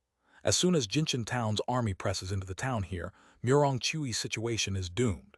Even if he wants to continue resisting, it will be useless. He can only surrender to Jin Mountain. Shangyuan Lai promised me earlier that after Murong Chui surrenders, all people of the 2nd branch will have to go to Jinshan Town. Mayan Town will still be mine. As long as I have time to break through to the Xianyang level, I will surely be able to revive Mayan and restore the might of my Murong family once more. Such scheming of Murong Yan was destined to fall through. Big brother, Yumen has won a great victory, ha. Yumen has won. The 5,000 defensive army troops of Jinshan Town have been devastatingly defeated. More than 40% were killed. Deputy Army Chief Shangyuan Ning was seriously wounded and captured by Commander Yuan. Jin Mountain's army fell apart and all fled. A voice came from afar, completely shattering the dream in his mind. In front of the hall, Murong Ping, Murong Yan and Murong, and instantly recognized it was the voice of their fifth brother Murong Yuan. Upon hearing the entire statement clearly, their pupils widened, and their expressions were filled with excitement. The outcome of Yuman had been revealed, and Murong Ping naturally would not hesitate anymore. Drawing his longsword, he pointed at the Lord's hall from a distance and shouted angrily, "Which, confound our Lord, disrupt our Mayan and collaborate with Jinshan town, inserting a large number of spies in the town, intending to control our Mayan town. As the head of the inspectorate, how can Murong Ping allow you to continue your audacity? Brothers, follow me to storm the hall, capture the witch, and let no one from Jin Mountain escape." As soon as he finished speaking, more than 8,000 people who had been ready in position were instantly invigorated, with over 1,700 in the cold resistance level leading the charge, followed closely by 2 units of defensive army, and the remaining over 4,000 earth-digging realm limits shielding the rear, all surged towards the Lord's Hall. Regardless of number or morale, the overwhelmingly powerful side of Murong Ping, carrying the momentum of Yuman's great victory, almost instantly broke through the Lord's Hall. As for those defending the Lord's Hall, the people from Jinshan town had no choice but to take up arms to resist, but those who were originally from Mayan town but loyal to Murong Yan were different. Seeing Murong Ping's side gaining ground, their eyes flickered, clearly lacking the will to resist. "All brothers of Mayan town, if you raise your weapons against our common enemy now, as head of the inspectorate, I promise to let bygones be bygones, and the Lord Town Chief will not hold you accountable." Murong Ping, almost a centenarian, could easily see through their thoughts. As soon as he said these words, at least several hundred people around the Lord's Hall defected directly, and as time slowly passed, this crowd continued to grow. The situation was basically clear by now. From tonight, Mayan town will be completely under the control of the second branch. Murong Ping looked up at Murong Yan, whose face was deathly pale on the high platform, and a cold smile appeared in his eyes. What he didn't notice was a black-clad youth with a broad sword, fighting against the cold resistance level of Jinshan town, was inconspicuously approaching the high platform from another part of the hall.